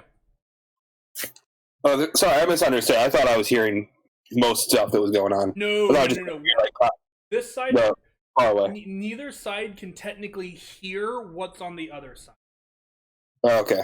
The line is basically a dimensional rift. Yeah, gotcha. That's a good way of putting it. Out of game knowledge. Not saying that's what that is, but that's a good way of saying. Yeah, that's above game, the closest thing I can bring to what I think this would equate to. I'm going to look to where I see the rope disappearing, or I see a rope coming off of Denoch, right? I can see that. Yes, you should be able to, right? Okay. Well, so if I could see the that, rope on you is like, are you holding right behind me? Are you holding it? It's tied to my waist. Okay, so there is a rope tied away Denoch's waist, and it falls to the ground, and then you lose track of it in the leaves and sticks on the ground. Which I start actually pulling it and ask Valinar to hold on. To tighten it? Yeah, keep holding tight of it because I'm about to make the rope taut and just. Okay. All right. Okay. Second here.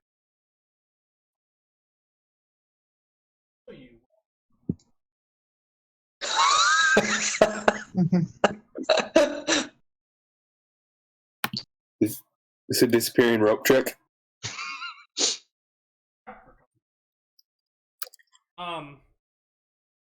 So Dina, or you guys watch as the rope.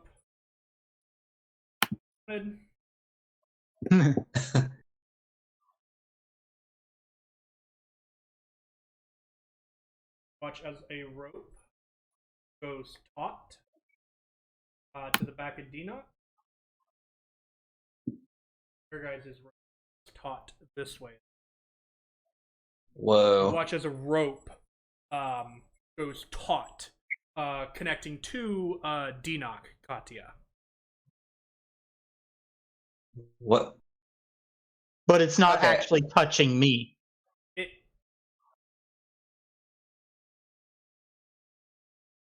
It would basically be going right along the side of your head. So with looking at it, it looks like it's connected to Dinok. If you would like to come up and make an investigation check on it, Katya, you're welcome to. How about I not? Instead, I'm going to ask. It's whatever Katya would do. I'm going to ask, what is that rope attached to exactly? I look at the rope connected to me and the rope that the mirror Valinar is holding and grab that mirror rope and hold it away from me. As you reach out and touch it, your hand passes through. Okay, tell me this. And I'm just kind of playing with the rope, kind of. If this was the real side, would this happen? If Valinar were over here, it wouldn't happen. Because that rope wouldn't exist anymore. It'd just be the real one. Right? I stick my head, but not the rest of me, through the portal. Hey, Gia, do you have any clue how to convince this guy this is the real side? Anybody? I feel like I'm talking to Cardin. We could just drag him back. We could just drag him back. I'm telling you, if we're all over on this, if we all come over on this side, we'll all be all real people. And then anything that comes over on this side has to be the real deal, correct? Because we're not seeing any reflections. Because we're not seeing any reflections over here. This feels like a trap. Well, Valmar's kind of getting tired of waiting, and he's going to start walking towards the portal. I also love how I just created a woods, and we've now spent the better part of 35 minutes on it. We haven't even gotten to the savage camp yet. Okay, so where are you moving, Valinar? Move your character. Can I? There we go. Moving right up to probably about here or so. Peek my head through. Okay, and I'm also assuming that the rope goes away, kind of. Kind of, sort of. Yeah, I'm not gonna. Yeah, I'm not worried about it too much. Gotta just peek his head through and go, okay, guys, what's taking so long? Hey, Valinar. Katya wants everyone on this side. You watch as, like, Valinar's head emerges from the back of Valinar's head. Oh my god. Like, his face just emerges from the back of his head, like phasing through a wall. Really weird phenomenon. We've determined that on the there's some unseen line here that's really messing with reality. And the side that you're currently on, where I came from, we see a mirror image of everything. But when on this side, I can't see anything beyond that invisible line. Until you popped up here, I could have sworn the Valinar standing behind me, and Katya looks and does not see.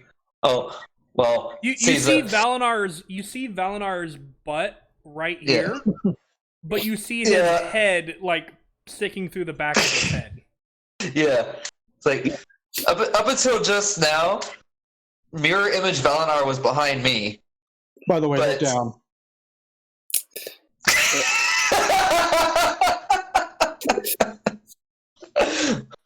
Well, did not expect to see this when I woke up this morning.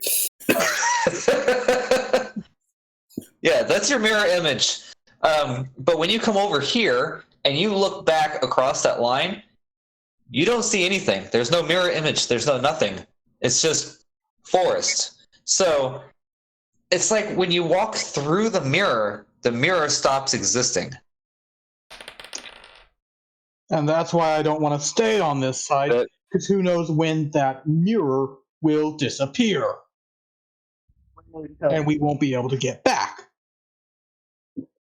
That also sounds kind of dangerous to me, because from what I can tell, we don't know if anything can cross through here. We just won't be able to see what's coming.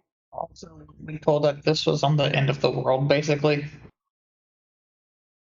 We're not at the end of the world yet, Carden. Not quite there yet.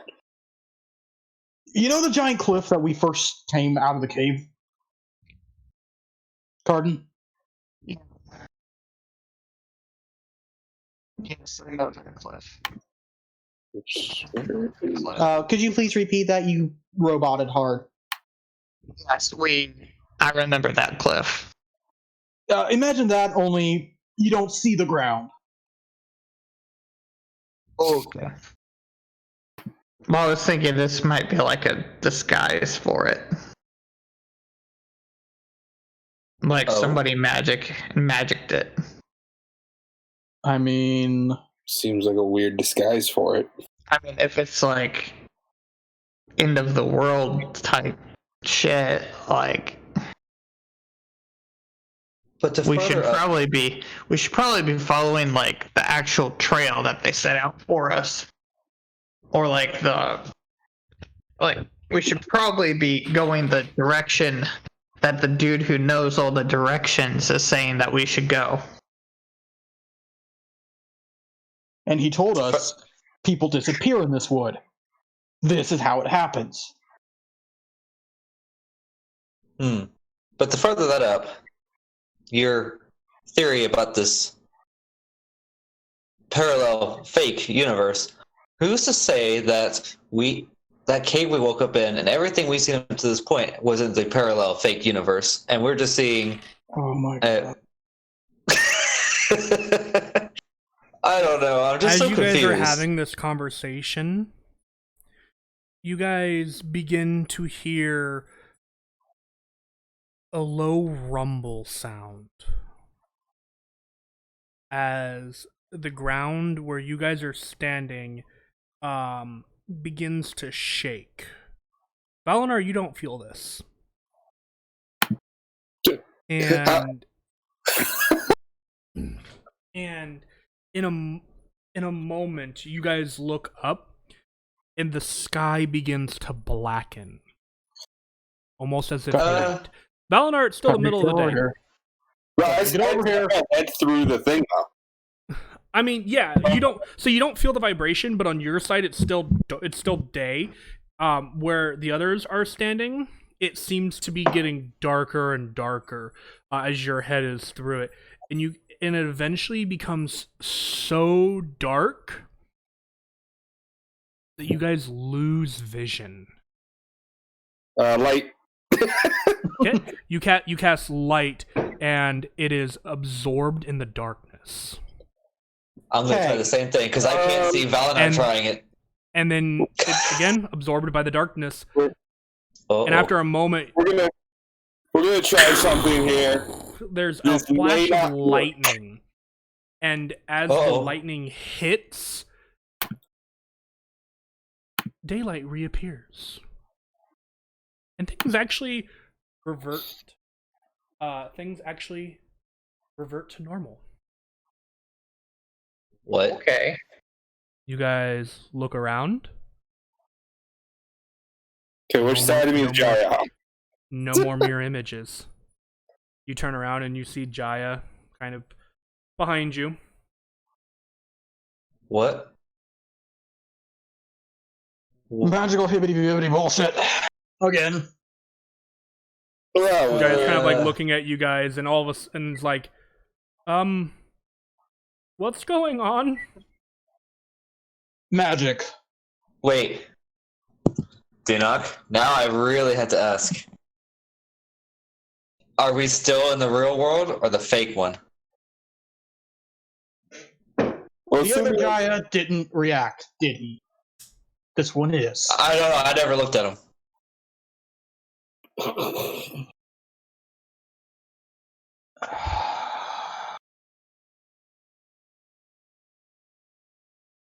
But what if... So I can see everybody here now. So what if that imaginary line that you said you were next to just moved, and now we're all on the inside of it?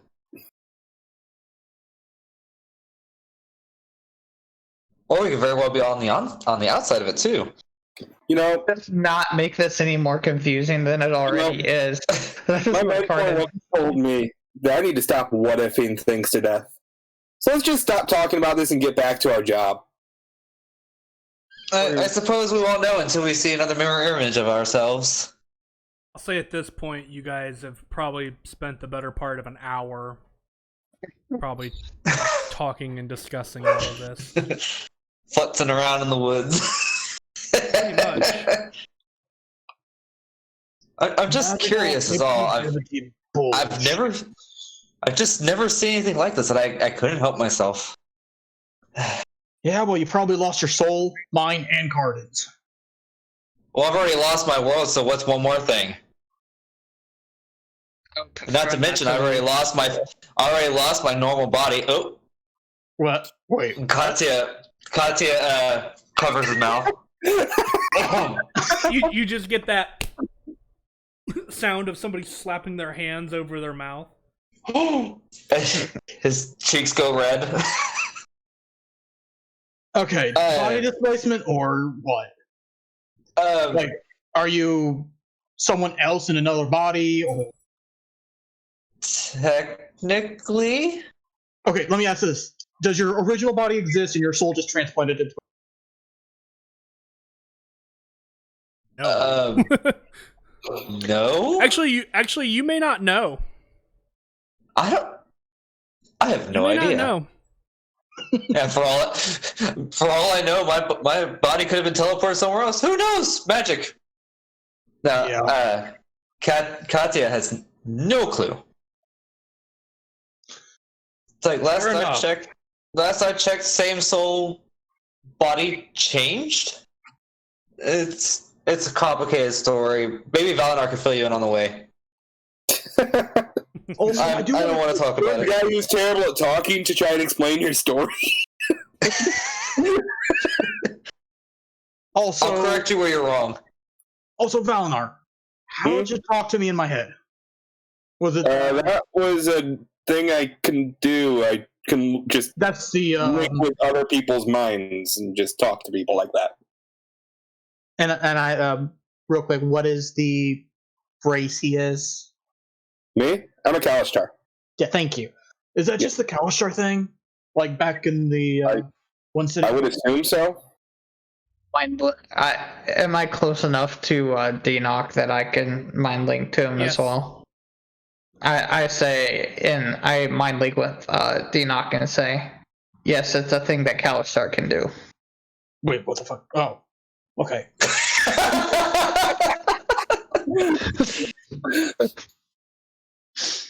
Okay, that's a lot of revelations. Hey, he's from the surface, pointing to Cardin. See, both of you can talk in my head. See, you're not in your real body. Yeah, tell me about it. Oh. I'm actually supposed to be about a foot shorter, a lot lighter, and female. Huh, that explains a lot. And I was gorgeous too. But you see, magic is a cruel mistress. Oh, apparently you were pretty humble too. I'm assuming you guys are walking and talking at this point. Right? Yeah, we're walking and talking at this point. Yeah. Well, I guess.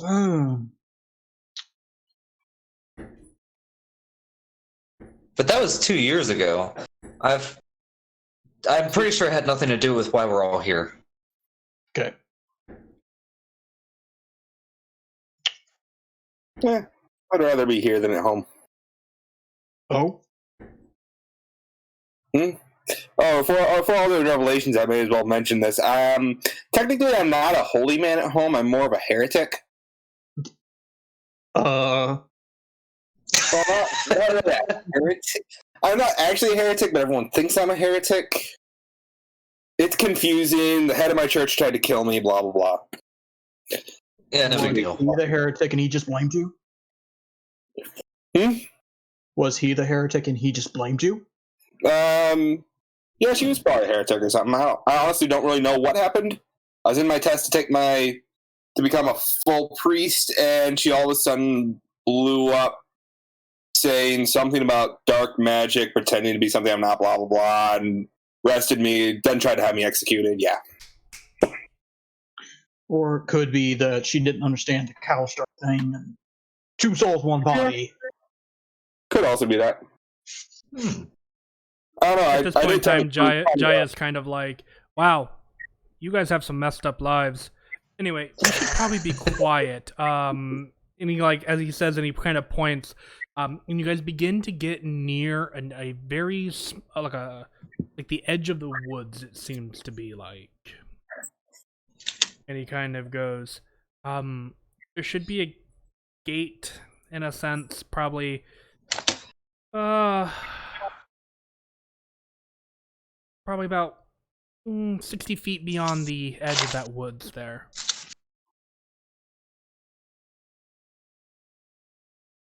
So, with that, I would like everybody to, if you want to approach stealthily, to roll a stealth check.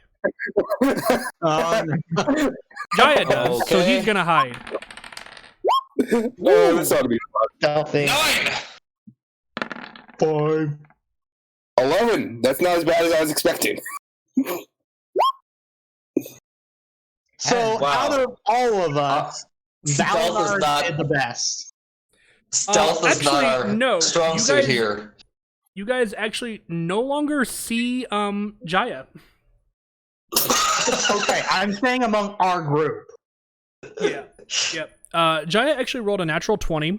So he actually tells you Wow. guys before he like vanishes. He goes, if you need anything, I'm gonna be over here, and he like points to like a large tree, probably 2 rows back, from the very edge of the woods, from the very edge of the clearing, essentially. And he goes, I'm gonna be here. See ya. And then he goes and hides. Damn. They rolled terrible. And move you guys over to the map and show you what you see. Yay. Oh boy. Oh no! What's all this? You guys, I have you placed here just as a marker to kind of roughly indicate where you guys are. You guys are Tree actually line. technically 5 feet back from where you currently are. I would advise not doing that. Come back, Just there we go. because, just so that you can see where you're at. Just so, but whenever you go to move, just know that you got to count the space that you are currently in as 5 feet. So this would actually be 10. Hey, that's They- confusing. Yep. So Excuse me. add 5 to every measurement you make for the first round, basically. But you see about 50 to 60 feet out, you see what you see is you see these large wooden spike-like fences leading up to a couple big large rocks that seem to have wooden stairs built on the sides of them, leading up to the one side, going across what looks to be like a platform of some kind that has a essentially large double doors underneath with more walls. So underneath the bridge here is essentially another wall, and the gate, essentially, that you would use to travel underneath this. You see the one staircase over, and there are currently 6 individuals standing out front. You see what looks to be a couple of humans. One looks to be like an orc or a half orc from here, and another seems to be like a half elf, from what you can tell from this distance. Okay, Most of them seem to be standing with a bow, kind of looking out, just kind of gauging the distance and stuff.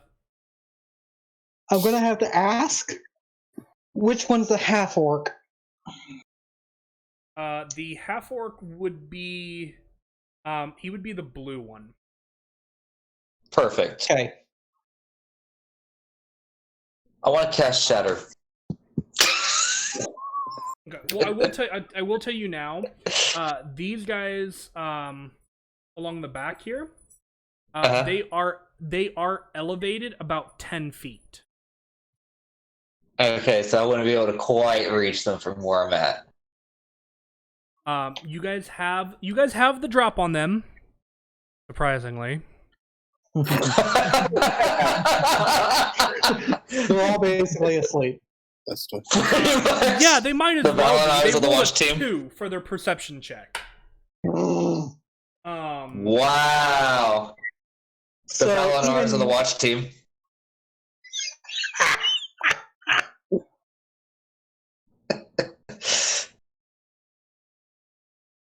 So, what do you guys want to do? You guys have...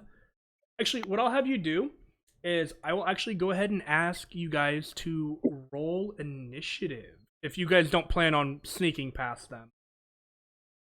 Oh no, definitely. we're just going to hit them. Yeah, with our stealth scores, yeah.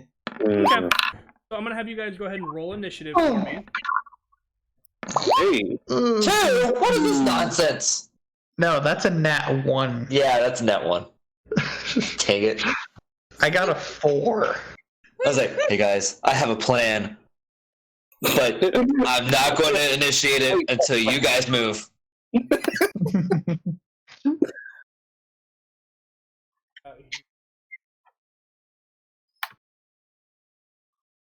Don't mind me as I move you guys close. Adding. Okay. Roll 20 is sometimes nice, other times it's not. Yeah, right now it's not. Yeah, I it's not suppose as the expert on roll 20, their DM, if you click on your token and then you hit the initiative button, does it automatically send it to the turn tracker? If this thing would recognize that you guys are in the turn order already, yes. But unless I clear out everything before, no. Gotcha. So, because that would certainly make it easier. Just click, click, done. Yeah, and the thing is it does at times. But the thing is apparently I have to clear you guys out and then add you to the turn order between every map, and have and then when you guys roll initiative, it should automatically put it in the turn tracker, but sometimes it doesn't. So meh, I'll get over. I'm not too worried about it. I just know that it. So you guys have the drop on them. So that means, just so that we have an order and what people want to do and how they want to do it. So Valinar, you are up. You have the first initiative here. Oh god, why am I first? Because everybody rolled like crap. You're not wrong. I had an idea, then I realized I was reading the thing wrong. Oh. You can choose to hold an action. That's... Well, yeah. You can move forward and then to be defensive, I guess. Whatever that term is. I can see it now. Carter walks up. Hey guys, we're here to kill you all. They have our attention. I guess I may as well at least start to move up. You said add 5, right? Yep. 5, 10, 15. I'll move like there. And then I'll just... These guys... Yeah, I moved about 25, I think. That should be about 20 where you're at currently. Things are about to get dicey.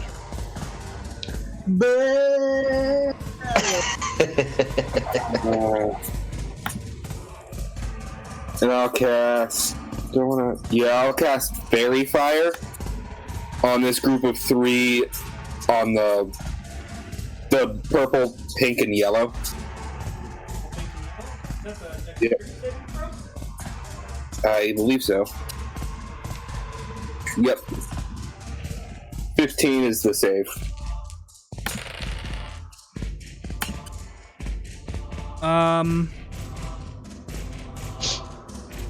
We all save. That actually one failed. Yellow individual failed. Well, that's a great use of Fairy Fire. I remember what we used last time.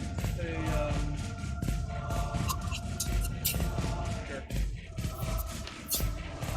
Fantastic. Fantastic. Fantastical. For your turn? No, that's all I can really do. Okay. That brings us to Dinok. You have the initiative over the bandits here, quote unquote. Mm-hmm. The savages, as they were called. Savage. Oppressed. What was that? Yeah. Oppressed. Savage, and I said oppress. You know, Clone Wars reference. Yeah, you cut out on my end, so I didn't hear what you said. Oh, okay. The joke failed, unfortunately, my dude. Yeah. I think I'll start with this. At this target. On the green one? Oh, alright. Okay. All of them? Yep.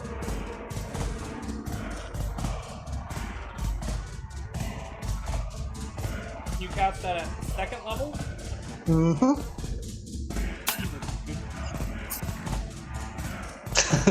Wanted to make sure you did all that damage now. You just step forward and blast this guy basically off the back of the bridge here. They don't have much help, do they?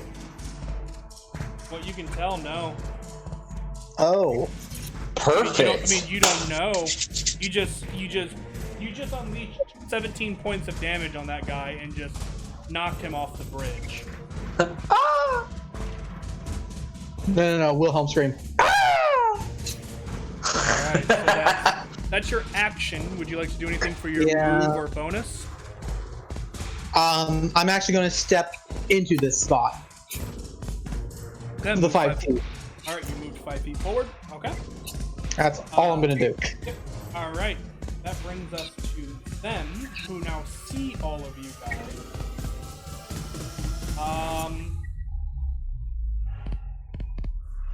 Yeah, I think they're just gonna fire at you, Valinar, because you're the closest target at the moment. Yeah, that figures. Alrighty, so you're okay, buddy. Right underneath. Oh no. Alright, so we're gonna start with pink, sorry. He's gonna level his bow at you. That's a 10 to hit. No. Yeah. Yellow. That's a 17 to hit. That is my AC. Okay, so that hits. You take 8 points of piercing damage as it strikes you in between the chunks of armor. Now it is purple. Cocked. 13 to hit. Misses, I believe. Nope. Yep. Okay, then red. That's an 18 to hit. Dang it. That's 5 points of piercing damage. Yep.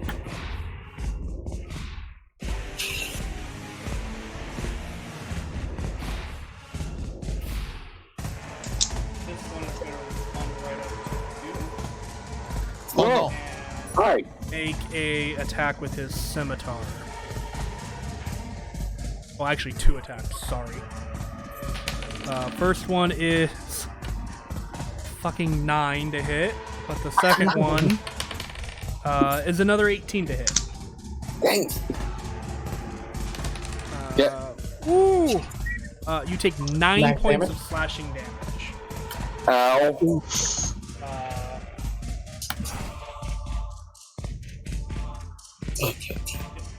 That is their turn.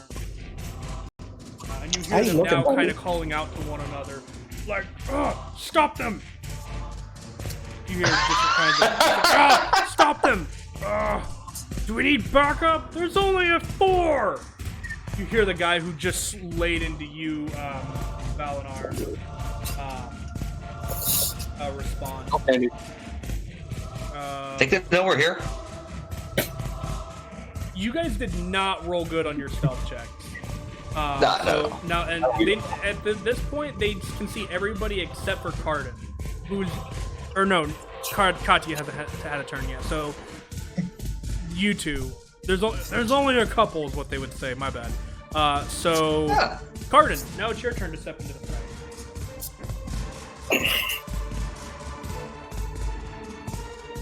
I really don't understand why people are setting off fireworks right now. It's not even the 4th. Well, it's We started a week before the 4th out here. I don't know what you're talking about. We, like Indiana, we start like the month before. Wait, hang on, there's a time when we stop setting off fireworks? Okay, so Okay, you're gonna move into flanking? Yeah, I'm moving into flanking because I haven't been rolling well, and I'm going to I'm going to take my giant new maul and I'm going to smash it on this dude's head. Okay. I like it. Will they hit? Nice. Ooh. 18 will hit. 18. Mm-hmm. Let's hit that. Okay, 8 damage. 8 bludgeoning. Plunk. Yeah. And honestly, that's a pretty low roll. Yeah, that's 2 2s on your 2d6. Yeah. Oof. Yeah. Oof. And then as my bonus action, I'm going to like be like, here I am. do like the here's Johnny. Here's Okay. Katya. It is now your turn. Sweet. Okay, 5, 10, 25, 30. Is that a square I just... Yeah. You know. So they're 10 feet up, these guys? That's 30 feet. Yeah, they're 10 feet up on the platform. Okay. I'm not doing Pythagorean theorem, but with a range of 60 feet, would that be able to reach them? Yes. Okay. So I want to cast Shatter on this point right here to hit this guy, and this guy. Give me a quick intelligence check just to make sure that you can find the exact spot. Oh no. Intelligence check. Please be a good number for. That's 20. Yeah. Hot damn. Yeah, you position it just right. All 3 of them will make a con saving throw. Perfect. So pink. That's a 9. Nope. They got beat 14. The yellow, or no, this was purple. Actually rolled a natural 20. And then the other one rolled a 14. What's the effect he's under? That's Fairy fire. fairy fire. So it would be advantage on an attack, but he doesn't have disadvantage on things. Yeah, I'm still trying to figure out how to do this. What exactly does fairy fire do?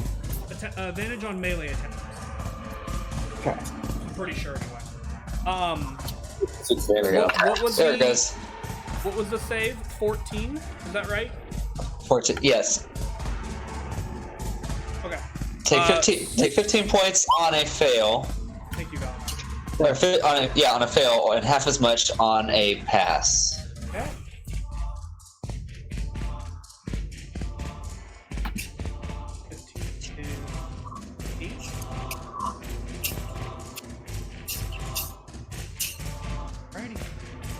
The other 2 are really hurt as they are shook. And part of this wall here is now dead. Okay. Is that end your turn? I believe so, yes. Alright, that brings us back to the top with Valinar. Alright, well, first thing, we're gonna cast Healing Word at 2nd level. Okay, on yourself? Yes. I forgot something. 4, 7. Does that add in my... Yeah. Okay. Oh, okay. So that... Oh, wait, that's wrong, Katya. So, also, you healed up, correct? Yep. You're 11. No, Katya, I need you to make a charisma check. Charisma check? What am I doing a charisma check for? For your magic. Oh. Okay. 6? That is a failure. I need you to roll percentile now. So I need you to roll a D100. Oh no. Uh-oh. What did I do? Here's my D100. 73. Okay. Also, just for those of you who are at home watching, we are home brewing the wild magic. Oh issues. No. So he has a different kind of a save, not just a natural one. And the table is also slightly modified. 73. Okay, Okay. Real quick question. Yep. Other people slightly modified, or you're slightly modified? It is slightly modified. Actually, it's a little bit of both. A little bit of both. I did have some help, but a lot of this is my own design. Fantastic. Okay, so we're talking about... Okay, so a 73. Okay. Nothing seems to happen. Nothing. Nothing seems to happen. Nothing Right that there. I immediately recognize. Gotcha. Yep. Okay. Maybe I just don't realize it yet.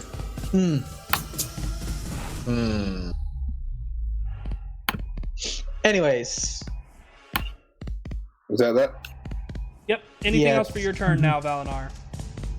For my main action, since Healing Word's bonus, I'm just gonna hit him with a mace. Okay. 18 will hit. Boom with the hit. 6 damage. That's a good bonk. That's a To bonk. All right. Dinok. I'm assuming you don't want to move anywhere, do you, Valinar? No, I'm good. Okay. Oop. Sorry. Enoch, what would you like to do?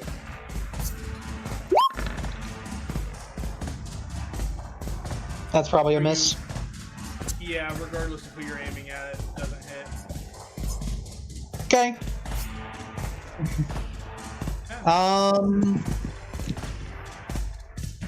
Don't have anything for bonus, so I see the spell miss. I shrug. Eh.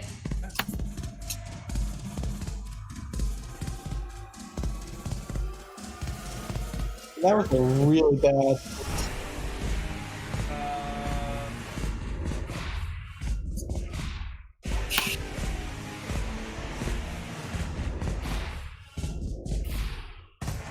Yeah. Okay.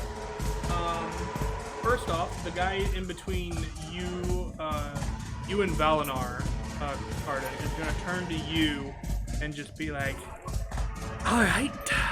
And he pulls his longsword and his dagger and is going to hit you.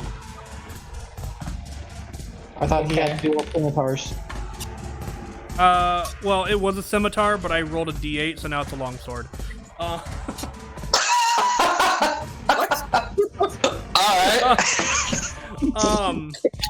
I said scimitar, and then I rolled a d8, so now it's, yeah, just roll with it. Ooh, that's a 23 to hit. Oh, jeez. That hits. Okay. A 19 to hit. That also will hit. Okay, and then the dagger is a 24 to hit. Damn. Why are all these hitting me? Because you're the tank. Actually, he didn't rage. Uh-oh. I didn't rage yet, yeah. Oh, So- no. Oh boy. So, damage. Oof. For the first hit, that is 10 points of slashing damage. Oof. The second hit is 11 points of slashing damage. Ooh. And the last hit is 6 points of slashing damage. Carden, you alive? I am alive. Better Carter than me. Any day. Currently bleeding, probably pretty heavily after that. He just kind of. And I'm just slightly under half. Now, this guy. Carden, you done fucked up.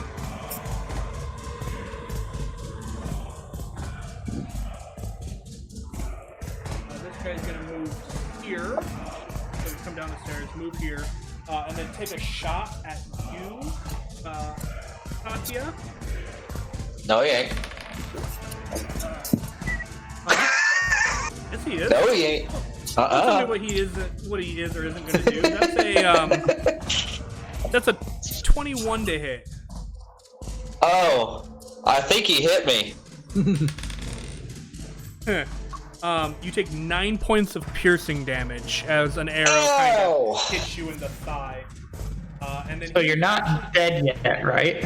He's and he's going to duck underneath the bridge here. So for kind of. Hey, come back. There. And he's gonna take a shot at you as well, Katya. Damn it all. Oh, that fell off the desk. Oh, What is that's it? probably not gonna hit. That's a what? 7. No, that's not going to hit. And that makes me happy. Yeah. Yay. Yay. Okay, is gonna move here. He's going to basically bonus action missile, and I'm gonna see how well he does. That's not great.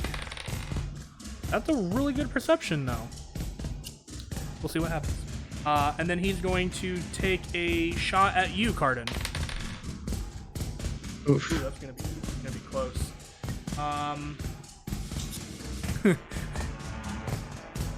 15 to hit. That misses. That misses. Yay! The arrow goes just wide. I couldn't remember if that was your armor class anymore or not. No, I upped it by like, 1, remember? I know. Because I was like, this is never rolling 15s. I remember that, but I couldn't remember what I was rolling. And I was like, this is either gonna just barely hit or it's just gonna barely miss. And that will be their turn.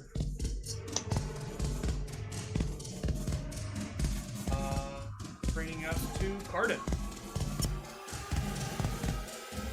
I'm going to rage because they hit me. Just because they hit me, so now I'm a little angry. Yeah, and they hit me a lot. Yeah. Now raging, I'm going to smoosh this dude. Okay. 21. Very nice. Actually, that's a 26. 26 to hit. That is 10 plus 2 bludgeoning, so that is 12 points of pure anger bludgeoning damage. Yeah, that's still pretty low for this, but yeah, we'll go with it. I mean, it's right average, I guess. Yeah, it's right in the middle. You just kind of clock him right in the face, and you can kind of see him spit and kind of looks back to you, and it looks like he's missing a couple of teeth now. I say, take that, motherfucker. That brings us to Katya. Huh. Wait, is that guy still alive? Yeah, The guy in between you two? Yes. Oh, yeah, okay. Okay, the the weird thing I'm going to do is I'm going to move myself up to this corner. That's my full movement. Yeah. I don't want to go off screen because I want to be able to see myself. Or I'd be probably off your browser corner here. Okay. You said there's a guy under this bridge here?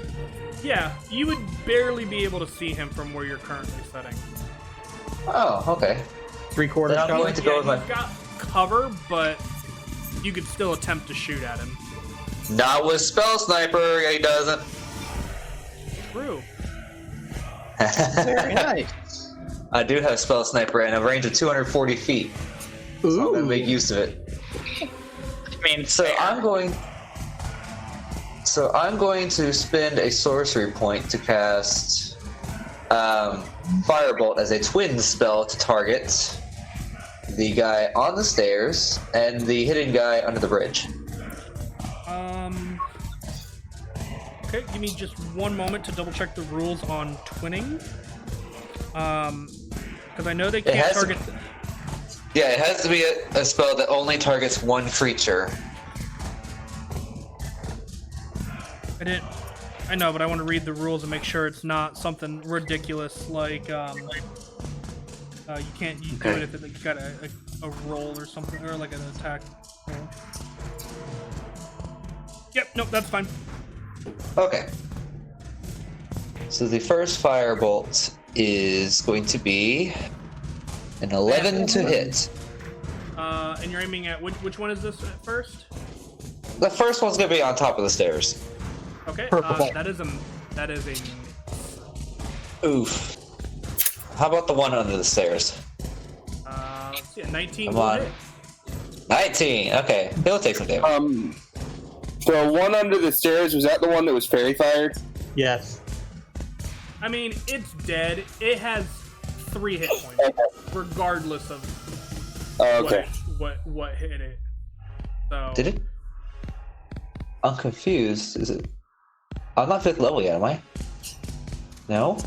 Oh, what are you confused about? Why is it rolling 2d10s? Is it... Yeah, why is it rolling 2d10s? Because it rolled a natural 20 on the other side. Oh, okay, I see. That's why I'm confused. It had fairy fire, so you would have had advantage anyway. It had 3 hit points left. It's dead. Oh, okay. Oh, he's dead? Okay, I wasn't paying attention to that part. I was too busy wondering why it was rolling weird. Literally does not matter. Okay, I gotcha. Well, he's dead. Alright, Good. that brings us back to Valinar. Okay, we're gonna attempt to. Hold on. Oh wait, no, never mind. Firebolt is a cantrip. Never mind. Go ahead, Valinar. Okay. We're gonna attempt to do this. It probably won't work, but I'm going to attempt to inflict wounds on the guy in front of me. Okay. Yeah, no. 11 will miss. That didn't work. Yeah, Good try. Also, as a point of note, Katya, as you cast Firebolt, usually whenever you cast a fire spell, and this goes for any of you guys who use Firebolt, there's always like a little bit of warmth that you feel like in your hand or fingertip wherever you release the bolt from. Katya, this time you did not feel that warmth. Okay. Alright, and then your spell misses there, Valinar, as you kind of reach out. He kind of like slaps your arm down with his sword. Anything for your bonus or move? Don't feel the... Not really. I'm just gonna call him a son of a bitch and call it a day. Alrighty. The holy man said, son of a bitch? What? Over it. I'm not a holy man. Yeah, the heretic. Alright, Enoch, what are you doing?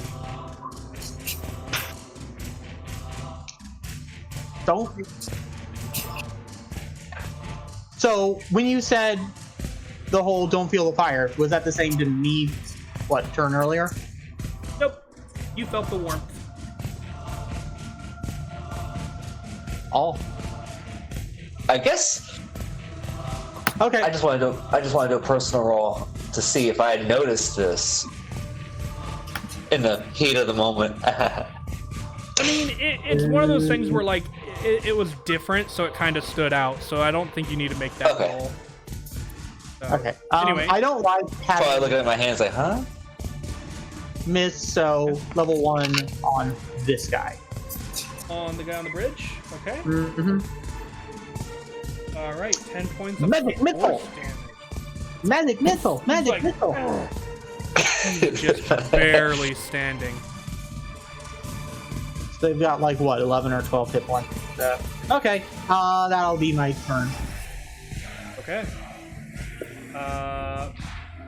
NPCs. Purple is going to make...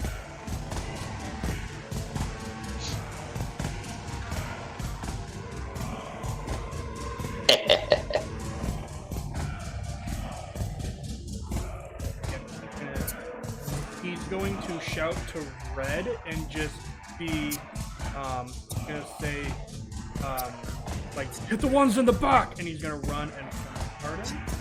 Red's gonna move over here. Get better vantage on everything. Okay. Red is gonna make a ranged, essentially a ranged attack on you, Katya. Oh no. Oh no. That would be a natural 20. Oh man. I'm sorry. Gotta love them dice. Oh god. Max okay. damage. Okay. So that you take.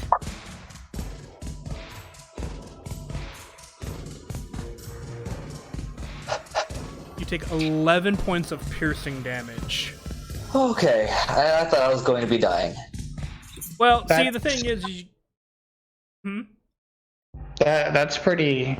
That's not bad. I rolled that's an pretty 8 and a low. 2.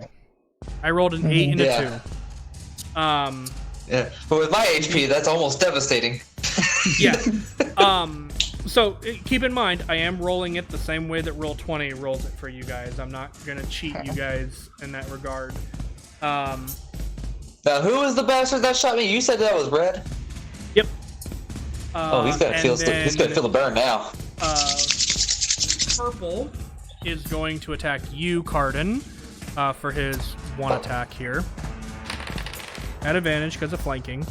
I don't think that hits. I think that's a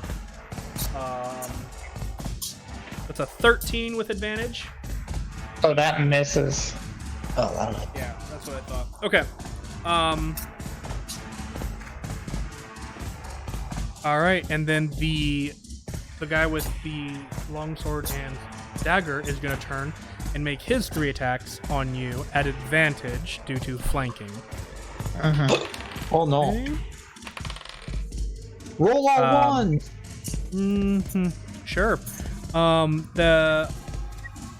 The first one is a 23 to hit. Ooh.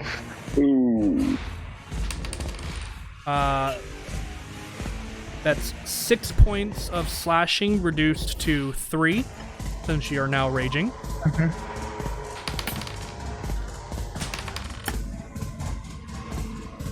That's a 24 to hit. What the crap? The second one is 11 points of slashing reduced to 6. And then the last one with the dagger is it's a hit. And you take 4 points reduced to 2. Well, at least it was low. So here's what happened on those rolls. All 3 of them, the first number that I rolled was a 9. And then bonuses, which would have put it at like 14. The other rolls that I had with advantage, they were 18, 19, 18. Ooh. Ooh. That's so stupid. Like, how? I don't advantage. Yeah, I know, but you rolled 3 9s and then 2 18s and a 19. Like, basically. I'm rolling with my baby. I figured. It's about the only dice I actually use. Anyway, that ends their turn. That brings us to Cardin. I'm very enraged, and I'm going to hit the blue dude. Okay. Just because, like, I'm hitting him. Boop him with the hammer.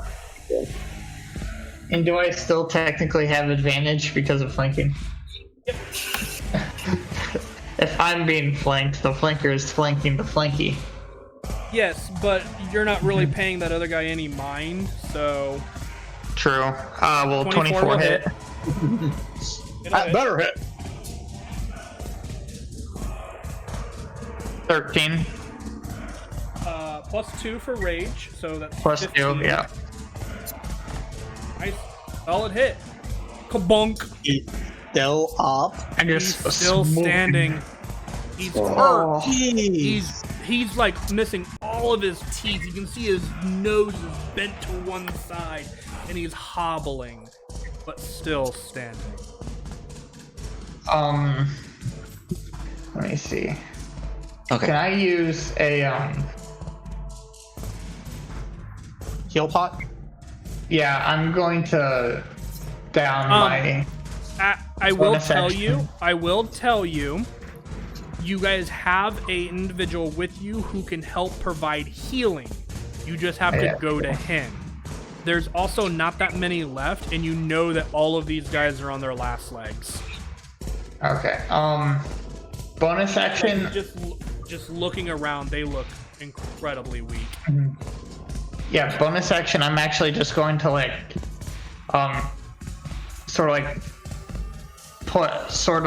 take one hand off the maul, since I know I'm not going to be swinging with it quite yet, and swing my shield over onto my arm.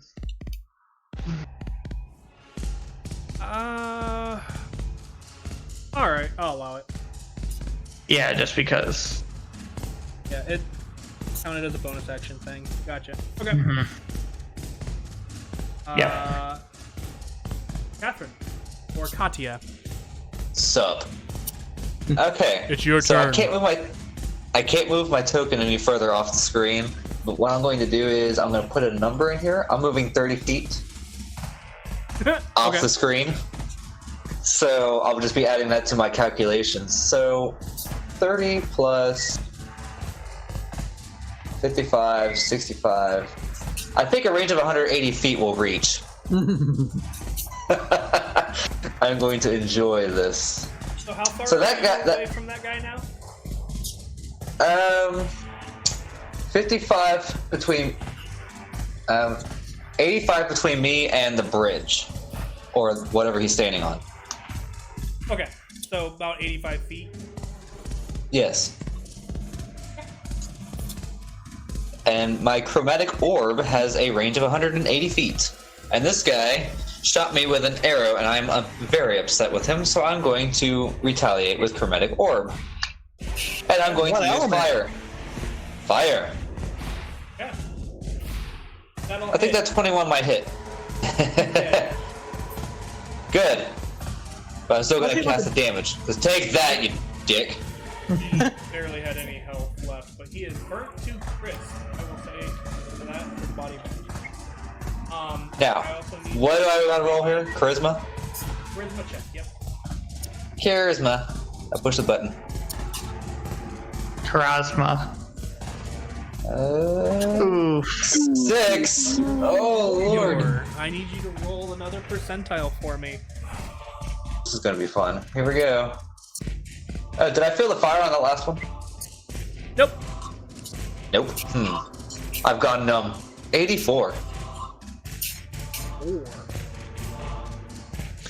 Is it going to be what happened to Merrick? No. We'll see. What happened to Merrick? He got fat and then got ate by a crocodile. Oh. Fantastic. Okay. He got fat twice. Yep. Okay. For the time being, nothing seems to happen. I don't like where this is going. How many of these nothing seems to happen do you have in that? I guess I had There's to a just lot. experiment more. I had to experiment more and find out. Part of it. Okay, so above game here, this happens because of what everyone, like, what you would notice. Some things are very obvious. The ones that he happened to roll currently are not obvious unless certain things were to happen. So at the moment, he doesn't know. Valinard, it is now your turn. Okay, so how do the 3 people in front of me look? Rough. Everybody looks hurt. Even Cardin. Cardin probably looks the healthiest out of all of them.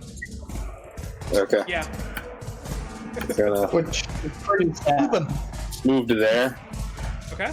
I don't think I get any attack of opportunity because I think I'm still in range Nope. for him. Yep. And we're gonna do Word of Radiance, which I'm gonna choose these two guys that make a con save. 15, I think. Yeah, First con one's a save. failure. Ooh, that guy might.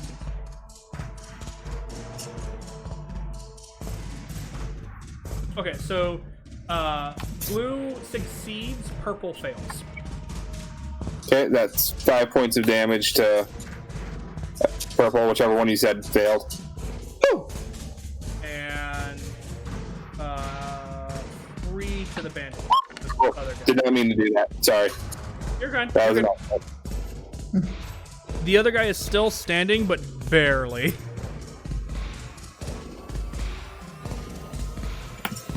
And that's gonna be it for turn. All right, Enoch, there is one left standing. Okay. Okay, I think I'm back. Oh, we lost you? Apparently, my internet, it's either Discord or my internet or both are acting up. I kept trying to say, wait, I'm not done with my turn yet, but nobody could hear me because I was being disconnected. Sorry. Okay, what did you want to do with your turn after casting that spell? I was going to spend a couple sorcery points and cast a cantrip, but that's alright. We got one guy left. I'll save it. Okay. Sorry, I'm sorry, we didn't hear you. I know, I was having issues. I'm a toll to dead. Okay, that's a wisdom save. Natural 20. Of course. Sorry.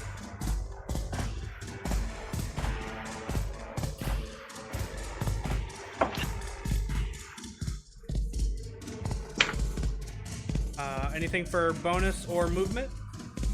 I ain't got no bonus. Okay. Hey, good kid. Good kid. His turn. He's not super happy with you right now, Valinar, so he's gonna sidestep and make his attacks on you. Oh no. Okay. Warding flare. What's warding flare do? They impose disadvantage on him. Okay. Nice. Good quick thinking, because that first one was a 22, sorry. The next one is 16. Miss. Okay. This one is a 19. That'll hit. Oh wait, does warding flare only work for one attack or for the whole turn? I think it's for. Hang on, let me. Here, I'll put it in chat for you. I think we discussed this before. I think it was first.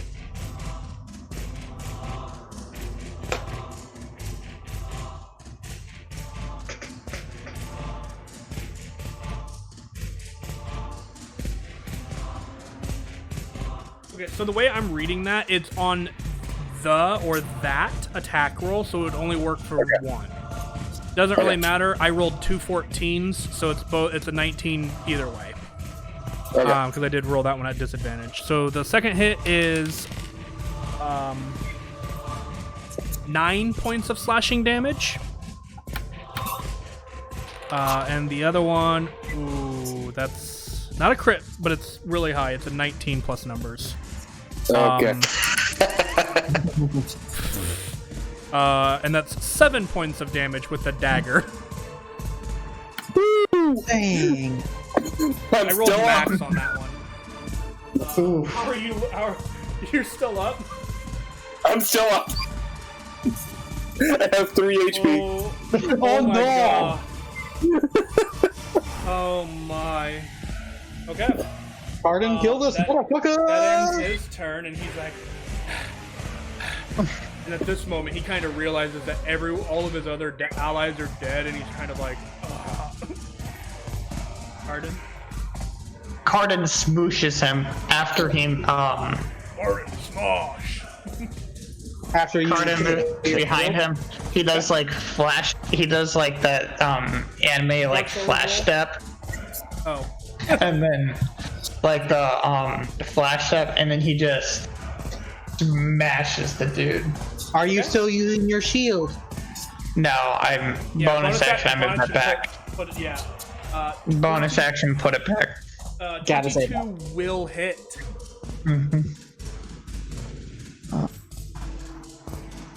That's 11. How do you want to do this? Finally! Oh, I hit him over the head and just pound his skull right through his body. Okay, so like you do that like flash step thing, and you just bring the hammer down like on a whack, and you can see, you guys, like Valinar, you get a front row look at this as his head and face is kind of like in this "what happened to everybody" kind of a look, and his head just instantly goes into his chest, carved into his chest. Blood and teeth are scattered everywhere. All over Valinar. Yeah, like It's pronounced whack-a-mole. everybody. Alright.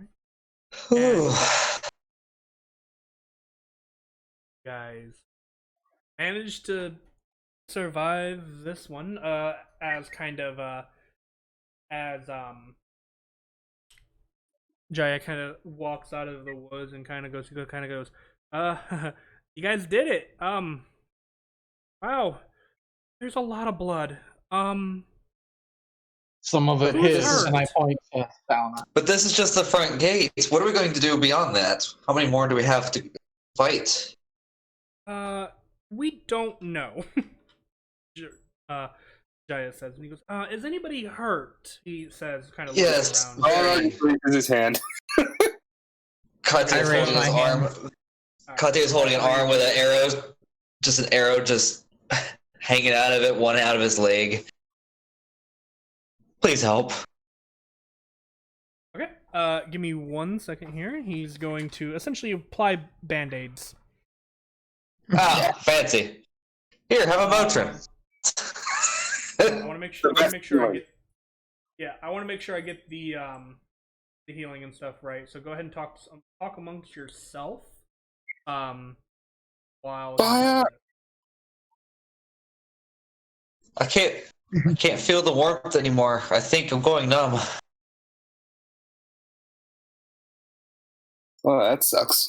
Can you feel this? I don't know. DM, can I feel that? Yep. Okay. Yes, I can feel that, Ooh, but that's very because nice. it's not warm. That dice really likes me. Something was off about my fire spells. Like All right. they felt cold. I walk up next to you, Katya, and I hold my firebolt next to you. Do you feel that?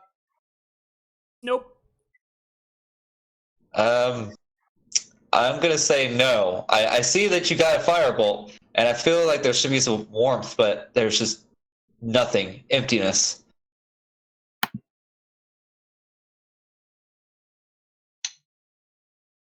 It was happening with my spells too. All right. Arcana check to see if I can get a clue. Sure.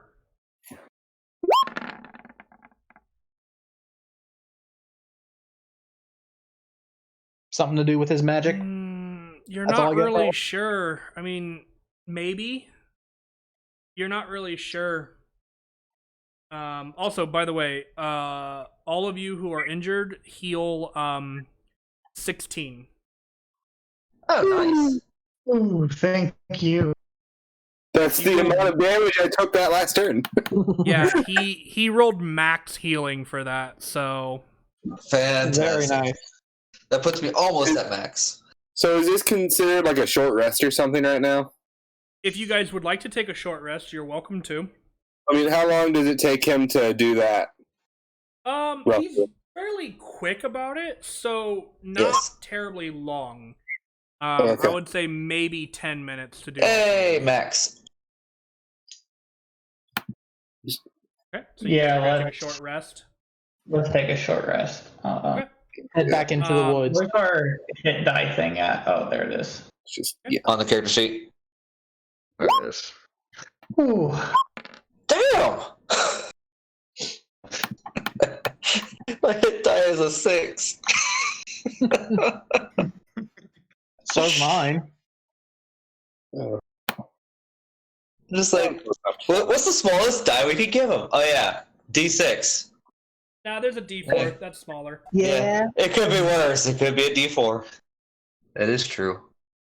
You know, it could be even worse. Could be a D1.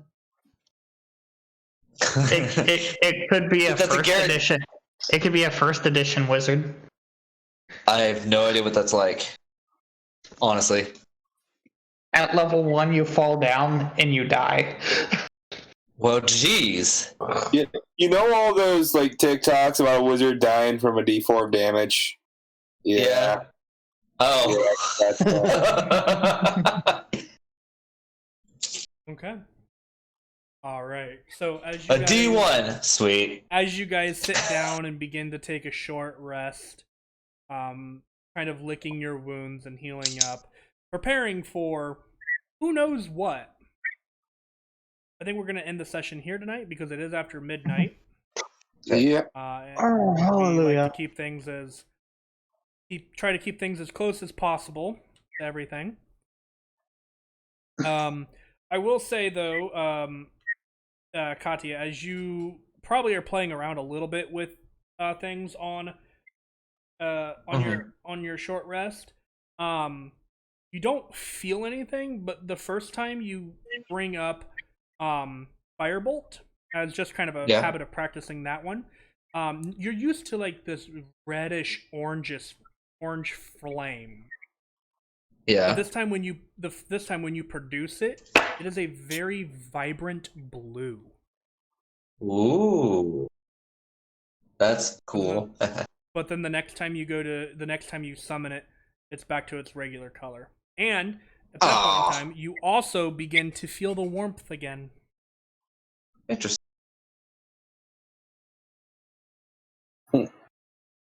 So a totally random effect that has no bearing on anything right now. Nope. Yep. So that is what where we will end it for the night. You guys have already kind of done your short rest things. Denock, don't forget that you have your arcane recovery. Yay! If you so desire.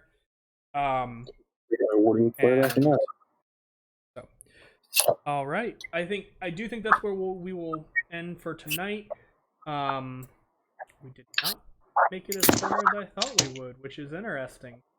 Well, I mean, we spent an hour playing around with the woods. I mean, that is true. I was not expecting you guys to spend that long in the forest. And that's why whatever happens, you're like, okay, they're done. Magic go bye-bye. Well, you see, where I'm involved, expect weird things to happen. Well, see, actually, Denock, that's actually part of the forest. That's not... I've actually written all of the rules and stuff for this forest and how it works and stuff. So, yeah. It's actually part of how it works and operates. So, I had a lot of fun creating this forest, and I wasn't sure how it was gonna play out exactly because I hadn't completely figured out how I wanted it to appear to everybody else, if that makes sense. So I kind of decided that one tonight. Oh, I see. I think it worked out really well because it was really interesting and really entertaining. I always find a way to pick on the things that should not be messed with. It's like, today we're going to walk through a forest. All right, I'm going to check out everything about it. But that's not the important part here. It is tonight. Well, you guys saw what the forest does. You can completely understand why people get lost in it. Yeah. And I live to tell the tale. I'm going to guess that whole, and the sky went black, and then there was a lightning flash, and all of a sudden everything was back to normal. Was your way of saying, okay, let's move on now? Not exactly. Yes, in a way, but like I said, that is part of the woods. So, I mean, you guys don't know how it operates or anything like that. It would require tons and tons of research in order to figure that out as to why too much work.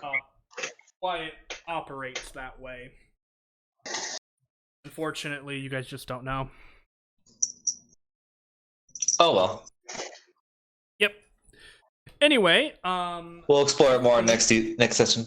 I'm gonna go ahead. I don't have. So I will say. I'll go ahead and say. Let's see. This week we have. Coming up. We have Sunday and Monday, Wednesday, where myself, Blind, and Romulus are playing Borderlands Presqueal game. I think we're getting close to that one's end. So we'll see where we end we've up got at the end of the week. Maybe 2 sessions, maybe 3. Depends on how many side missions we had to do. Mm-hmm. And then we'll be back here next Friday with some more D&D. Also, just to give everybody a heads up, The podcast stuff is being put on hold for just a little bit while we get some things sorted out among ourselves. But they will be re-uploaded in the near future. Follow me on Twitter for more information about that as I get it, and I'll roll it out that way. My Twitter handle is @BigRipper. And if you miss any of the videos that we've uploaded, I upload them all to the Big Ripper YouTube channel.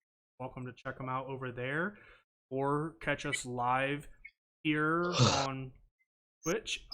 Pretty much, Sunday, Monday, Wednesday, Friday, about 9 p.m. or 9:30 p.m. Eastern Standard Time, depending on what we're playing that evening.